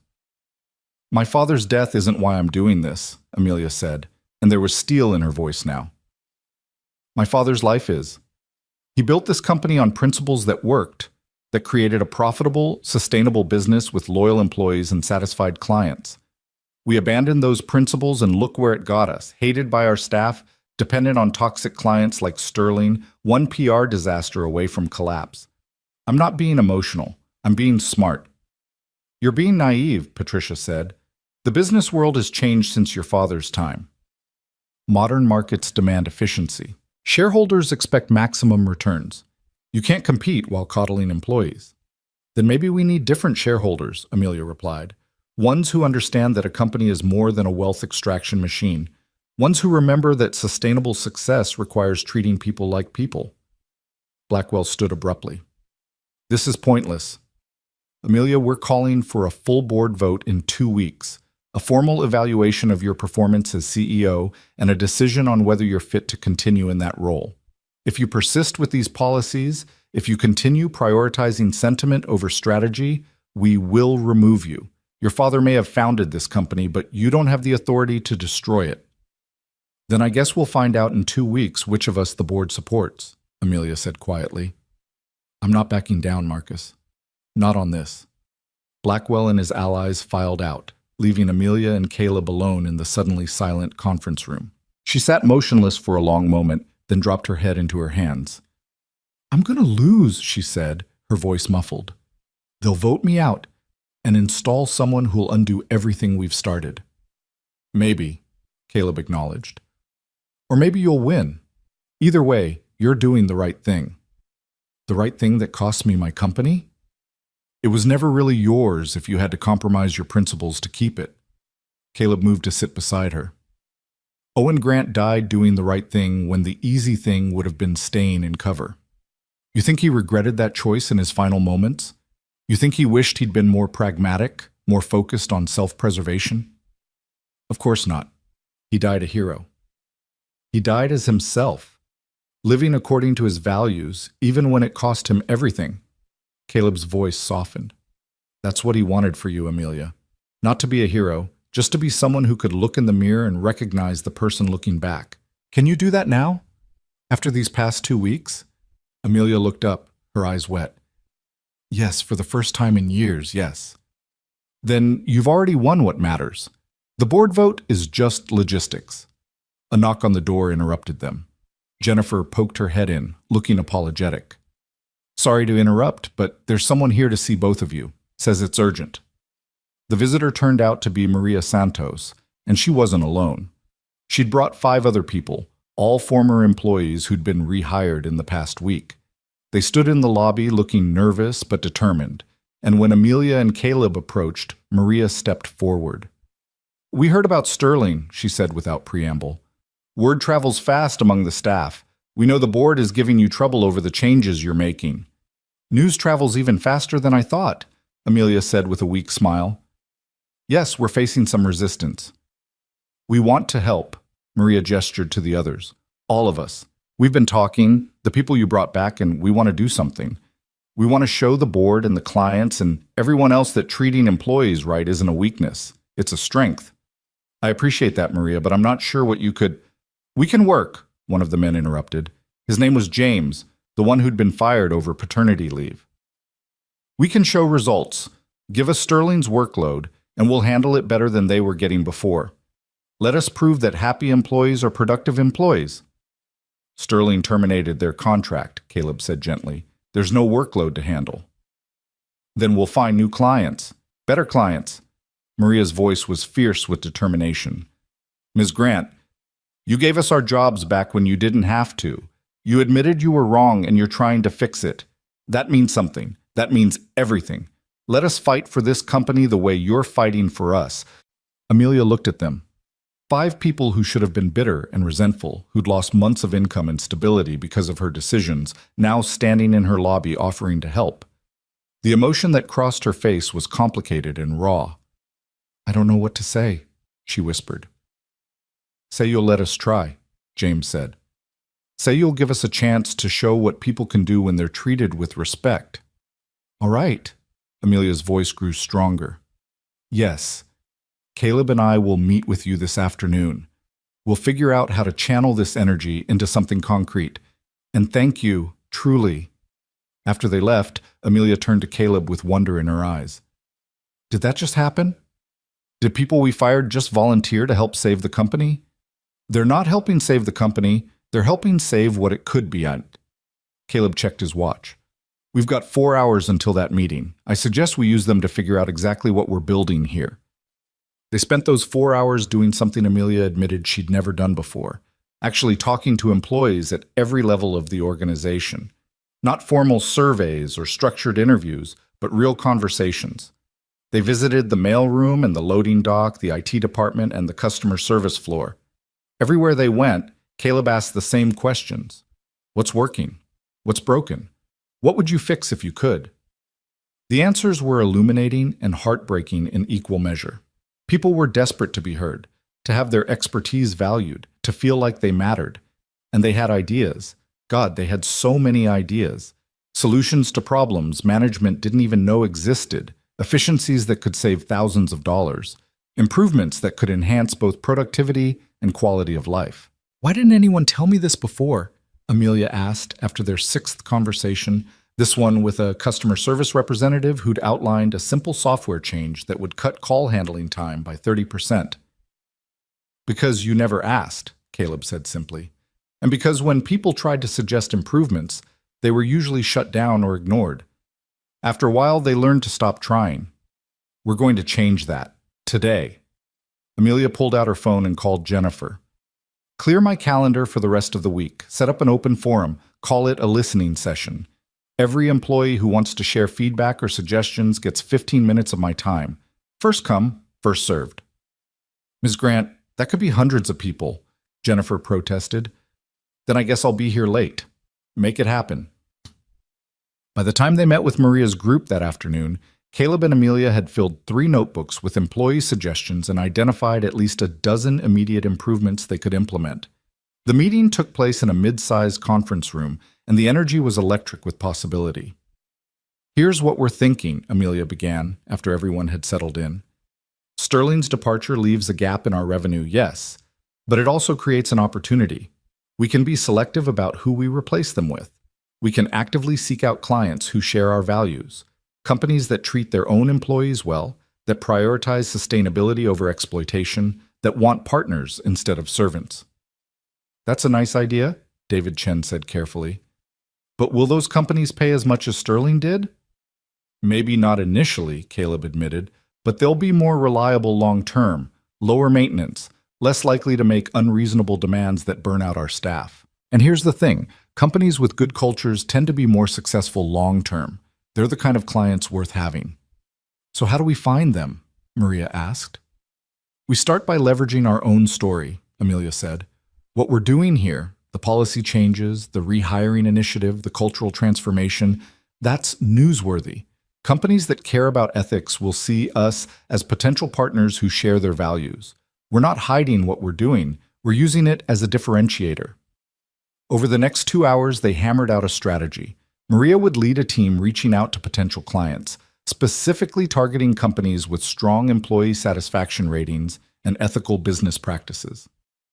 James would work with HR to document the improvements in turnover and productivity they were already seeing from the policy changes. David would create a digital platform for employees to submit suggestions and track their implementation, turning good ideas into measurable results.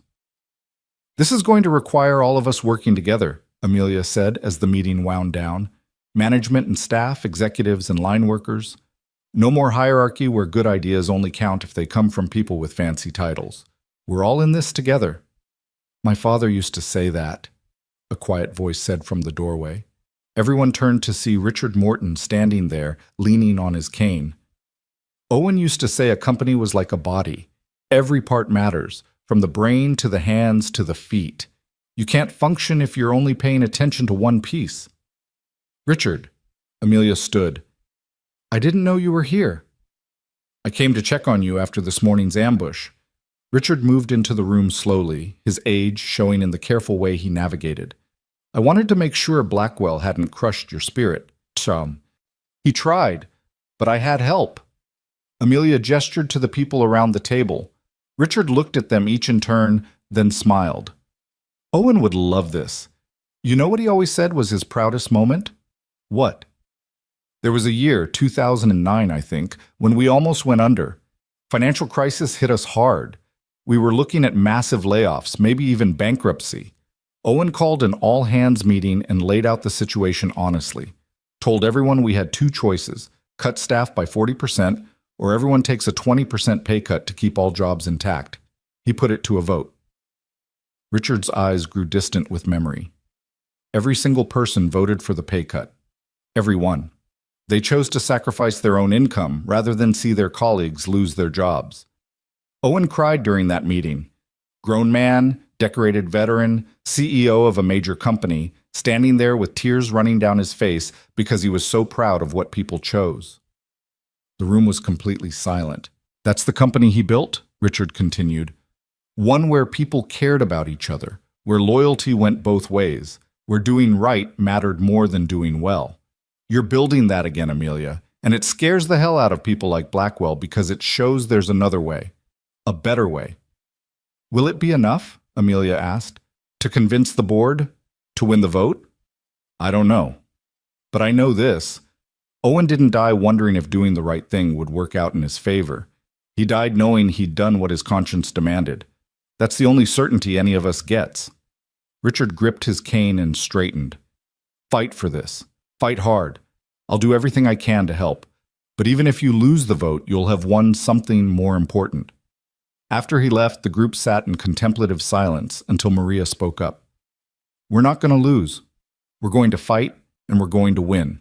Because we're fighting for something that actually matters. Damn right, James agreed. When's this board vote? 2 weeks from today, Amelia said. Then we've got 2 weeks to prove them wrong, to show concrete results from treating people right. Let's get to work. The next 2 weeks were the most intense of Caleb's life, and he'd survived firefights in Afghanistan. The listening sessions Amelia had initiated became a tidal wave of employee engagement. People lined up for hours to share their insights, their grievances, their ideas for improvement. Some conversations were difficult. There was anger and pain that needed to be acknowledged. But more were hopeful, energizing, full of the kind of innovation that comes when people feel genuinely heard. Maria's outreach team made contact with 17 potential clients in the first week. By the end of the second week, they'd secured meetings with 7 and signed preliminary agreements with 3. The contracts weren't as large as Sterling's had been, but they were solid ethical companies that treated their own employees well and expected the same from partners. The productivity metrics were even more dramatic. Turnover in the departments where rehired employees had returned dropped by 47%. Workers' comp claims fell by 32%. And perhaps most surprisingly, efficiency actually improved. When people weren't exhausted and scared, they worked better. Caleb documented everything meticulously, building a case that could counter Blackwell's arguments with hard data. But he also did something else. He started recording the stories. Video testimonials from employees about how the changes had affected their lives. Maria talking about being able to afford an apartment for her family again. James describing what it meant to have been at his son's birth without fear of losing his job. David explaining how being vindicated after wrongful termination had restored his faith in justice. The night before the board vote, Caleb worked until nearly midnight putting together a presentation that told the story in numbers and narratives. When he finally got home, Lily was asleep, but Mrs. Chen was waiting up. "Big day tomorrow?" she asked in her gentle, accented English. "Very big. Could change everything." "You'll do fine. You're a good man, like soldier who saved your life. Same heart." She patted his arm. "Lily made you something on table." Caleb found it waiting for him. Another drawing, this one showing 2 figures side by side. One wore a military uniform, the other a suit and tie. Between them was a heart, and above it Lily had written, "Heroes help each other." He stood there looking at it for a long time, thinking about Owen Grant's last words, about promises kept and battles fought, about his daughter's uncanny ability to see straight to the heart of things. Then he texted Amelia, "Ready for tomorrow?" Her response came immediately. "Terrified, but ready." Your father would be proud. I'm proud. Thank you for everything, for keeping your promise even when I made it impossible, for not giving up. That's what honor looks like, Caleb typed back. See you tomorrow. The boardroom was packed when they arrived the next morning. All 12 board members were present, plus several major shareholders who'd demanded to attend. Richard Morton sat near the head of the table, his expression carefully neutral. Blackwell wore the confidence of someone who believed he'd already won. Amelia stood at the head of the table, and Caleb could see the tension in her shoulders, the way her fingers worried the dog tag chain she still wore. But her voice was steady when she spoke. Thank you all for being here. I know there are concerns about the direction I've taken this company in recent weeks. I'd like to address those concerns directly. She nodded to Caleb, who pulled up the first slide of their presentation. For the next 45 minutes, they laid it all out. The numbers showing improved productivity and reduced turnover. The testimonials from employees and new clients. The cost-benefit analysis proving that ethical treatment of workers wasn't just moral, but profitable. The projections showing where they'd be in 6 months, a year, 5 years, if they stayed this course. You're gambling with this company's future, Blackwell said when they'd finished. These results are preliminary. 2 weeks isn't enough time to establish trends. You're asking us to bet everything on a philosophy that might sound nice but hasn't proven sustainable. No, Amelia said firmly. I'm asking you to bet on people, on the idea that treating employees with dignity creates better outcomes for everyone, workers, management, shareholders. My father built a successful company on that principle. We abandoned it and became hollowed out, dependent on toxic clients and burning through staff. I'm trying to rebuild what should never have been destroyed. Sentiment doesn't pay dividends, Patricia said. Neither does high turnover and reputational damage, Richard interjected. I've run the numbers independently. Amelia's approach is actually more financially sound than what we've been doing. We were chasing short-term gains while creating long-term instability. With all due respect, Richard, you're biased by your friendship with Owen, Blackwell said. And you're biased by your investment portfolio, Richard shot back. You want maximum short-term returns because you're planning to sell your shares in the next 2 years. You don't care about long-term sustainability because you won't be here to see the consequences. The room erupted in argument. Accusations flew back and forth, voices rising as board members chose sides. Through it all, Amelia stood silent at the head of the table, and Caleb saw something remarkable happen. Her fear transformed into certainty. Her doubt became conviction. Whatever happened next, she knew she'd done the right thing. Enough, she said quietly, but somehow the word cut through the chaos. Let's vote. Either you support this direction or you don't. Either you believe in building something sustainable or you don't.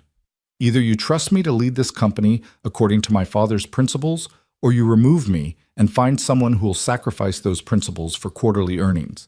Vote. The silence that followed was absolute. Then Richard raised his hand. I vote to support Amelia's continued leadership and the current policy direction. 3 other hands went up immediately. Then a 5th, hesitant but firm. That made 5 out of 12. Blackwell's hand shot up in opposition, followed by Patricia's and 2 others. 4 against. 3 board members remained, Thompson and 2 others Caleb didn't know well. They looked at each other, looked at the data still displayed on the screen, looked at Amelia standing resolute at the head of the table. Thompson cleared his throat. I came here today prepared to vote against you, Amelia. I thought you'd lost your mind, let grief cloud your judgment. But these numbers, he gestured at the presentation. And more than that, the energy in this building. I've been on this board for 8 years and I've never seen employees actually enthusiastic about the company they work for. That has value, real value. His hand went up. I support continued current leadership. The remaining 2 board members looked at each other one more time. Then, almost in unison, they raised their hands, 7-4. Amelia had won. The relief that crashed through Caleb was so intense he actually felt dizzy. Beside him, Amelia swayed slightly, gripping the table for support. Richard was smiling broadly, while Blackwell looked like he'd swallowed something toxic. This isn't over, Blackwell said, standing abruptly. If results don't continue, if profitability drops, we'll revisit this decision. Fair enough, Amelia said. But Marcus? Maybe you should consider whether this company is right for you anymore. If you truly believe profit and principle are mutually exclusive, there are plenty of other places that share that philosophy. You don't have to stay somewhere you fundamentally disagree with the mission. It was a polite way of telling him to leave, and everyone in the room knew it. Blackwell's face reddened, but he simply gathered his papers and walked out, Patricia trailing behind him. After the board members dispersed, Amelia collapsed into a chair, her carefully maintained composure finally cracking. "We won! Oh my God! We actually won!" "You won," Caleb corrected. "You stood up for what you believed in and convinced enough people it was worth fighting for." "We won," Amelia insisted.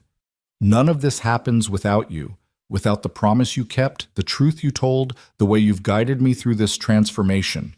Richard approached, leaning heavily on his cane. "Owen would be so proud of you both. This is the company he dreamed of, not just profitable, but meaningful, worth more than the sum of its revenue streams." "Richard, thank you," Amelia stood and hugged him, "for supporting me even when it was risky." "Supporting you wasn't risky, it was right," he smiled. "Now comes the hard part, actually delivering on these promises, proving that doing good and doing well aren't mutually exclusive." "We will," Amelia said with conviction, "whatever it takes." Later that afternoon, as word spread through the building about the board vote, something spontaneous and unexpected happened. Employees started gathering in the lobby, not to protest or demand anything, but simply to celebrate. Someone brought cupcakes from the bakery down the street. Someone else started playing music from their phone, and gradually, impossibly, a party formed. Amelia and Caleb came down from the executive floor to find hundreds of people smiling, laughing, actually enjoying being at work. Maria saw them and started clapping. Others joined in until the entire lobby was filled with applause. "Speech!" someone called out. Others took up the cry. "Speech! Speech!" Amelia looked terrified. Caleb nudged her forward gently. "Tell them the truth." She stepped forward and the crowd quieted. "I don't really know what to say except thank you. Thank you for giving me a second chance, for believing that this company could be better, for proving that treating people with dignity isn't weakness, it's strength." Her voice caught. "My father built something beautiful here, and I almost destroyed it. But you, all of you, you're helping me build it back. Not the way it was, but the way it should have been all along. So thank you for your patience, your ideas, your willingness to fight for something that matters." "To Grant and Company," someone shouted. "The way it should be." The cheer that went up rattled the windows. Caleb stood at the edge of the crowd, watching it all, and felt his phone buzz. A text from Lily. "Did you win your big meeting?" He typed back. "Yes, we won." "I knew you would. Heroes always win when they're fighting for good things." Caleb smiled and looked around at the celebration, at the company transforming before his eyes, at Amelia laughing genuinely for the first time since he'd met her. "Not always," he typed back, "but sometimes, when it matters most." 3 months later, winter had settled over Chicago with the kind of cold that made your bones ache and your breath visible in crystalline clouds. But inside Grant and Company, something else was settling, a sense of permanence, of transformation that had taken root deeply enough to survive storms. Caleb stood in what used to be an underutilized storage room on the ground floor and was now being converted into something entirely different. The space was large and filled with morning light from windows that had been cleaned for the first time in years.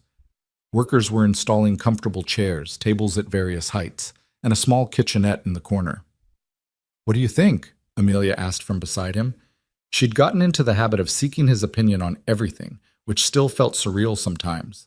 "Too much? Not enough?" "It's perfect," Caleb said honestly. The room was being transformed into a dedicated family space, somewhere employees could bring children who were too sick for school but not sick enough for the hospital, where nursing mothers could have privacy and comfort, where people facing emergencies could have a quiet place to make difficult phone calls without the entire office listening in. "Maria suggested it," Amelia said. "She said when her daughter was going through treatment, the hardest part was feeling like she had to choose between being a good mother and being a good employee.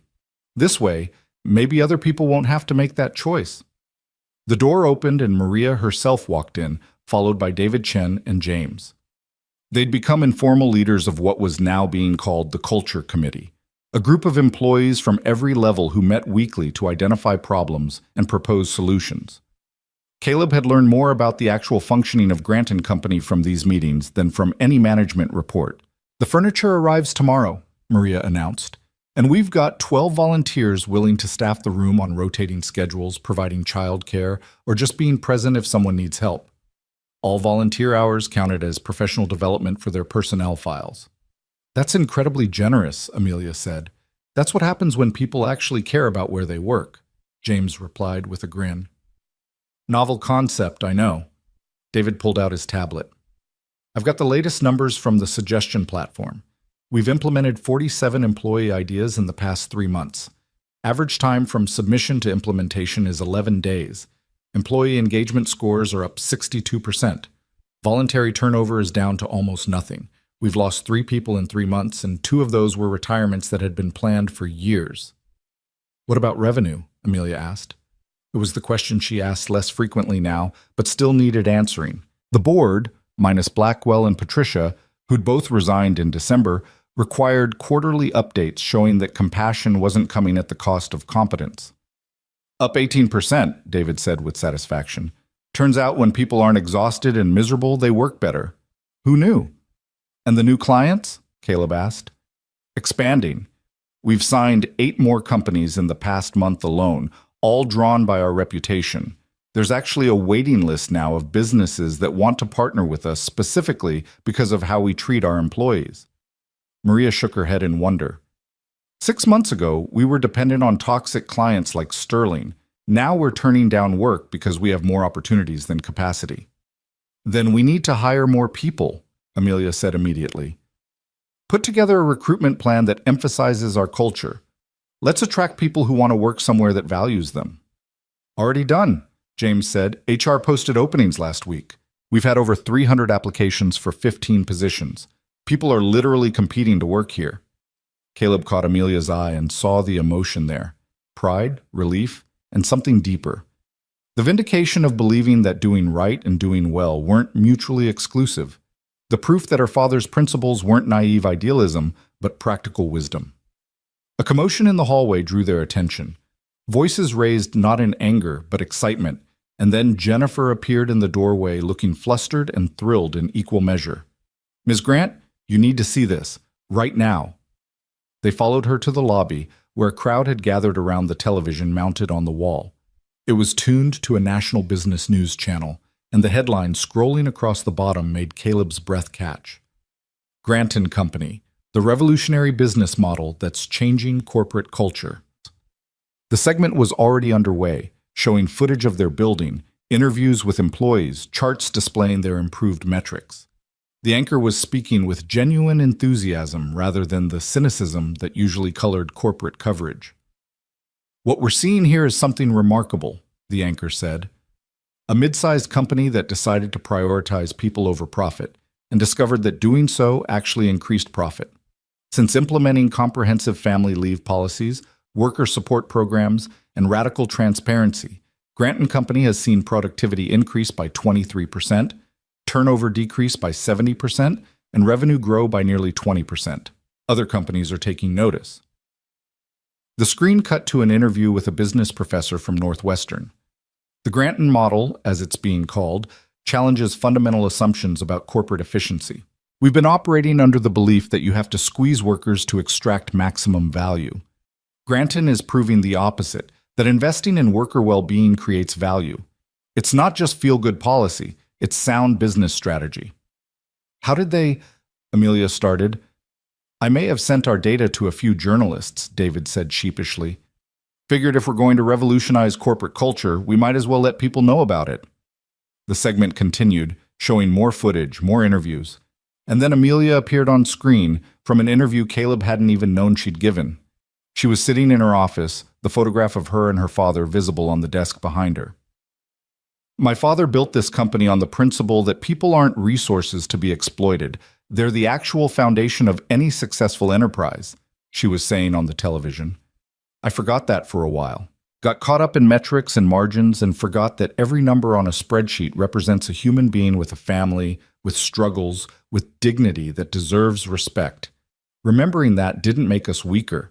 It made us stronger. The interviewer's voice came from off camera. Some critics say this model isn't scalable, that it only works for smaller companies. What do you say to that? I say they're making excuses, Amelia replied. Yes, it requires actual effort. Yes, it means accepting smaller profit margins in exchange for sustainability. Yes, it demands that leadership actually knows and cares about the people who work for them. But none of that is impossible. It's just harder than exploitation, and we've gotten lazy. We've accepted that cruelty is efficient when really it's just convenient. Strong words. My father died protecting people he'd only known for weeks because he believed every life had equal value. The least I can do is run a company that operates on the same principle. Amelia's voice was steady and certain.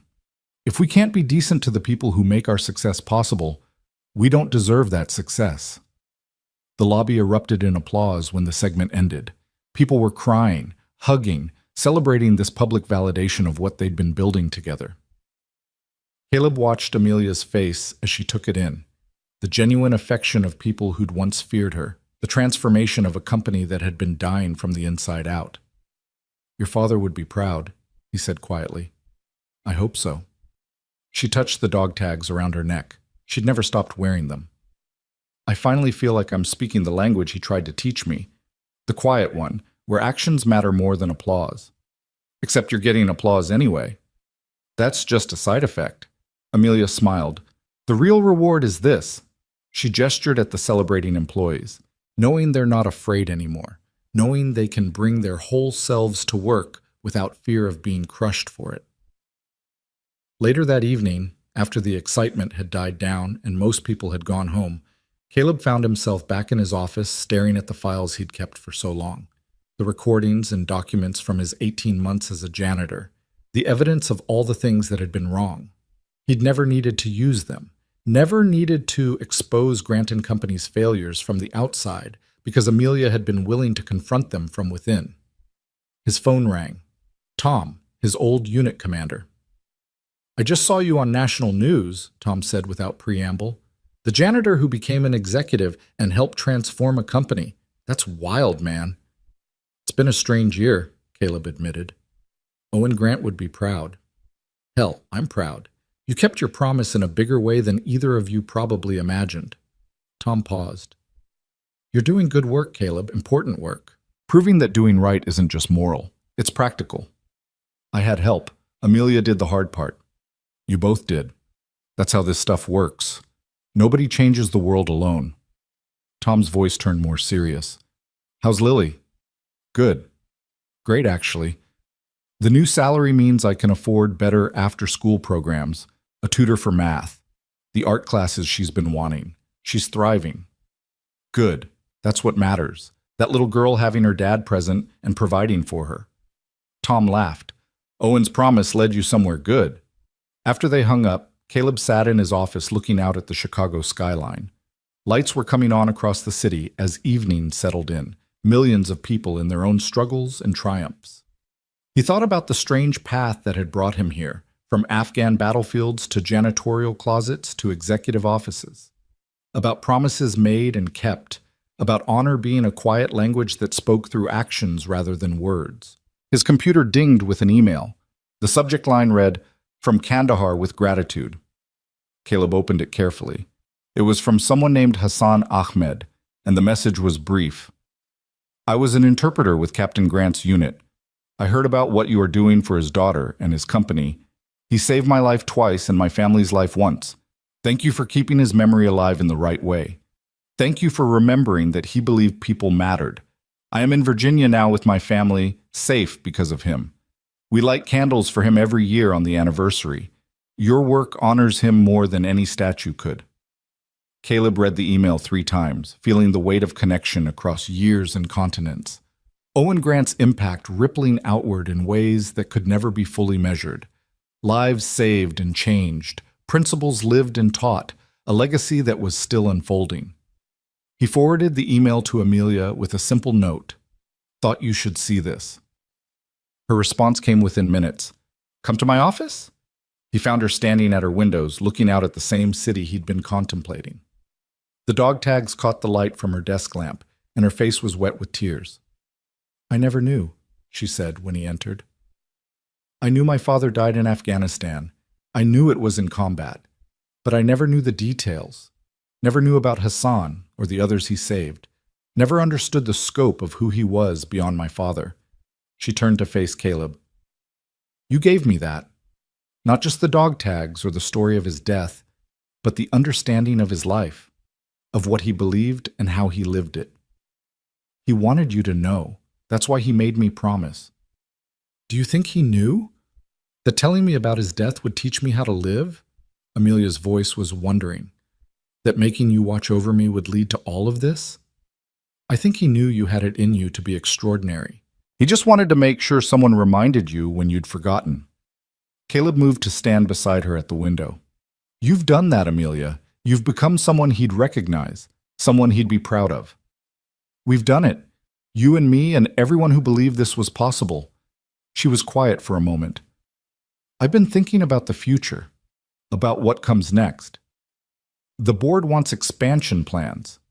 I know, and I have them, but I also have something else. Amelia turned to face him fully. I want to establish the Owen Grant Foundation, a nonprofit that helps companies implement the kind of changes we've made here, that teaches the principles my father lived by, that profit and people aren't enemies, that treating employees with dignity creates better outcomes, that honor is something you practice, not something you perform. That's ambitious. My father died for his principles. I can live for them. She smiled. And I want you to run it.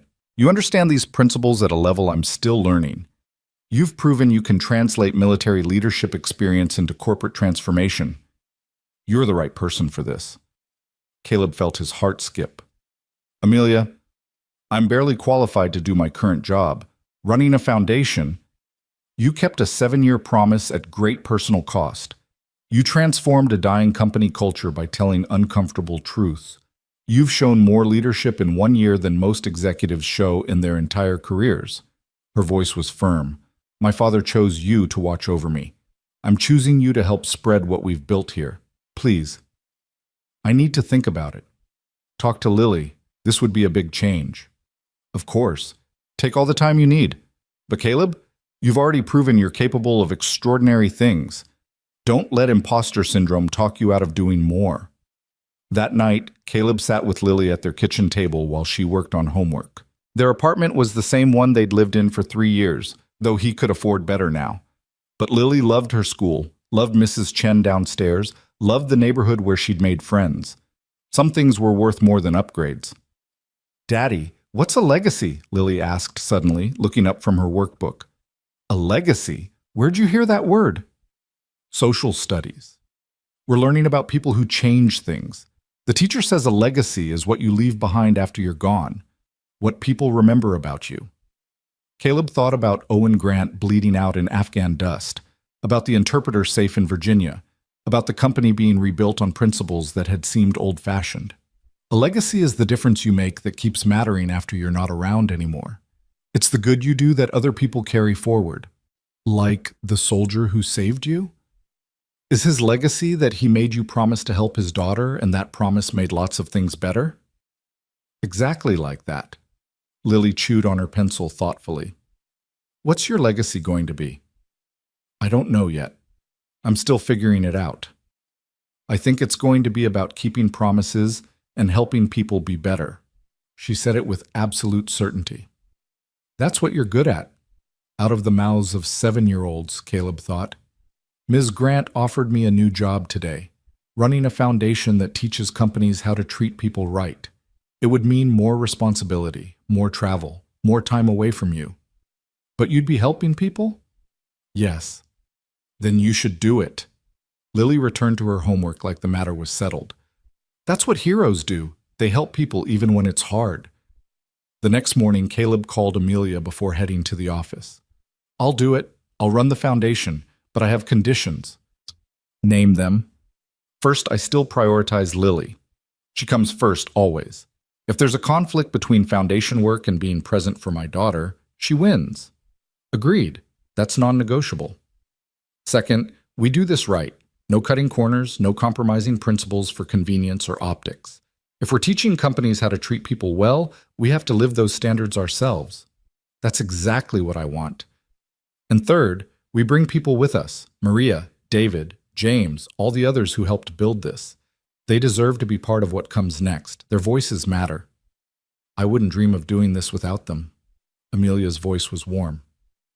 Welcome to the next chapter, Caleb. The Owen Grant Foundation officially launched in March, with a mission statement that Amelia and Caleb had written together. To prove that treating people with dignity isn't just morally right, it's strategically sound. To teach that profit and principle can coexist. To honor the legacy of a man who believed every person had equal value, and to help companies operate on that belief. The response was overwhelming. Within the first month, they had inquiries from 43 companies wanting to implement similar changes. Some were genuine. Leadership teams tired of toxic cultures, CEOs who wanted to build something sustainable. Others were just chasing positive PR. Caleb and his team got good at telling the difference. Maria became the foundation's director of implementation, helping companies navigate the practical challenges of cultural transformation. David built technological platforms that tracked metrics and facilitated transparency. James focused on family leave policies and work-life balance initiatives. And dozens of other Granton employees volunteered time to mentor other companies, to share what they'd learned, to prove that change was possible. By summer, the foundation had helped 7 companies implement comprehensive reforms. By fall, that number had grown to 22. And the data was consistent. Companies that genuinely committed to treating employees well saw improvements in productivity, retention, and profitability. The Granton model wasn't just idealistic, it worked. Caleb found himself speaking at conferences, being interviewed for business journals, consulting with CEOs who'd spent years operating one way and were now desperate to find another path. It was surreal and exhausting and deeply fulfilling. He thought often of Owen Grant, wondered if the captain could have imagined his death leading to this, not just saving his daughter, but helping reshape how companies thought about the people who worked for them. One October afternoon, nearly 8 years to the day since Owen Grant had died in Afghanistan, Caleb and Amelia stood in what had once been an empty lot in a struggling Chicago neighborhood. It was now a park, green space with playground equipment and benches, trees still young but growing stronger. There was a small plaque near the entrance, but it wasn't what Caleb had expected.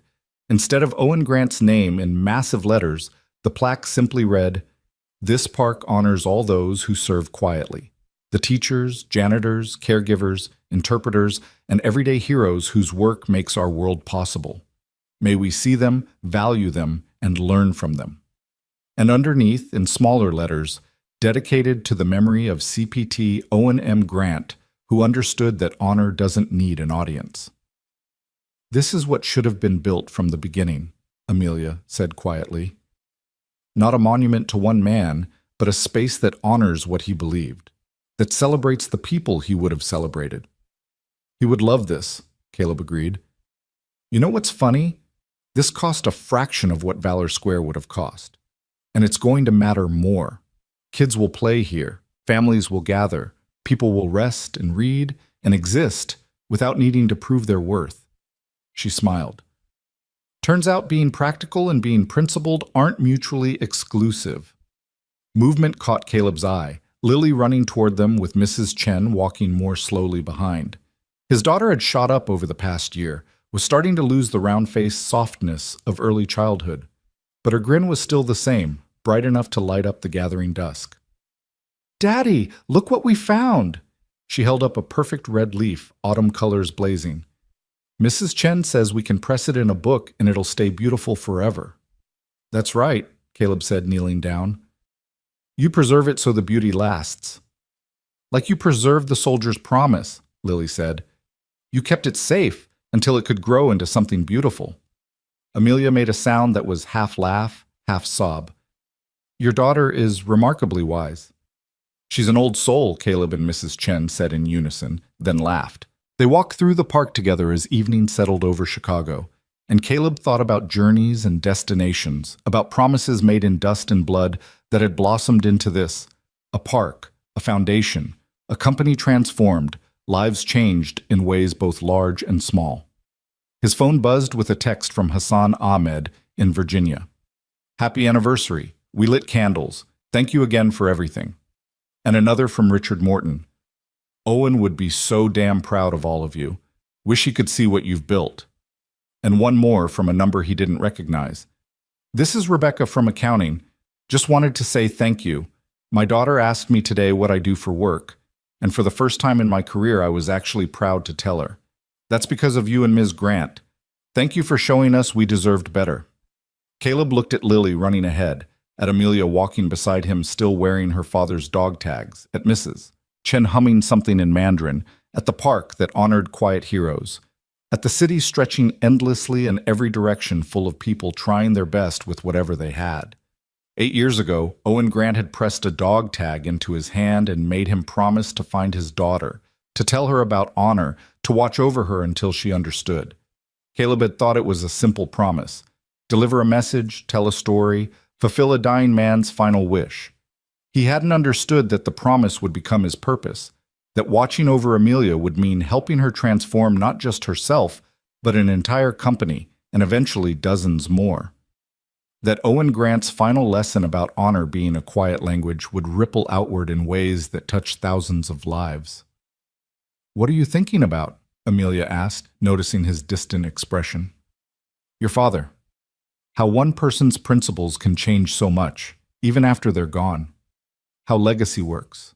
Speaking of which," Amelia pulled out her phone and showed him an email. "This came in today. It's from the Secretary of Labor. They want to use Grant & Company and the foundation as a model for a national initiative on workplace dignity. They're calling it the Grant Standard." Caleb felt his throat tighten. The Grant Standard? Named for my father, but really it's named for what you helped build. What all of us built together. She smiled through tears. Turns out when you do the right thing loudly enough and successfully enough, people pay attention. Other companies are watching. The government is watching. We're actually changing how business works in this country. Your father would say that's not the point. The point is doing right, because it's right, not for recognition. True.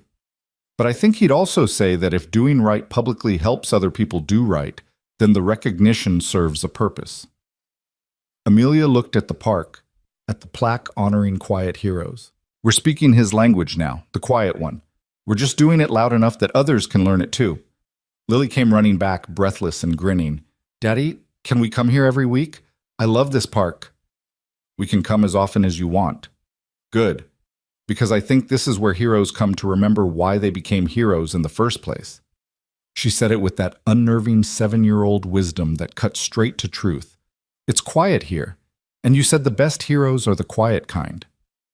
As twilight deepened and they prepared to leave, Caleb took one last look at the park, at the place that honored Owen Grant not with statues or spectacle, but with space for people to simply exist and be valued, at the physical manifestation of principles that had seemed naive but proved revolutionary. He thought about that October day in Afghanistan when everything had gone wrong and somehow, impossibly, led to this moment, about dog tags and promises, about daughters and legacies, about the strange alchemy that turned tragedy into transformation. And he thought about honor, not as a word or concept, but as a way of being, something you practiced in small moments and difficult choices, something that spoke in actions rather than announcements, a quiet language that, when enough people learned it, could change everything. "Ready to go home?" Amelia asked. "Yeah," Caleb said, taking Lily's hand.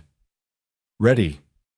As they walked away from the park, Lily started humming something, the same tune Mrs. Chen had been humming earlier, though she probably didn't realize it. A melody carrying forward, changing slightly, but keeping its essential character. Like principles passed from generation to generation, like promises kept and renewed, like honor spoken in a quiet language that would outlast them all. Behind them, the park settled into evening stillness. The plaque caught the last of the daylight, its message simple and profound, that everyone who serves quietly deserves to be seen, that honor doesn't need monuments, that the best legacies are lived rather than carved in stone, and somewhere, in memory, in principle, in the countless lives changed by a dying man's final lesson, Owen Grant smiled. The promise was complete. The quiet language was being spoken, and the world was listening.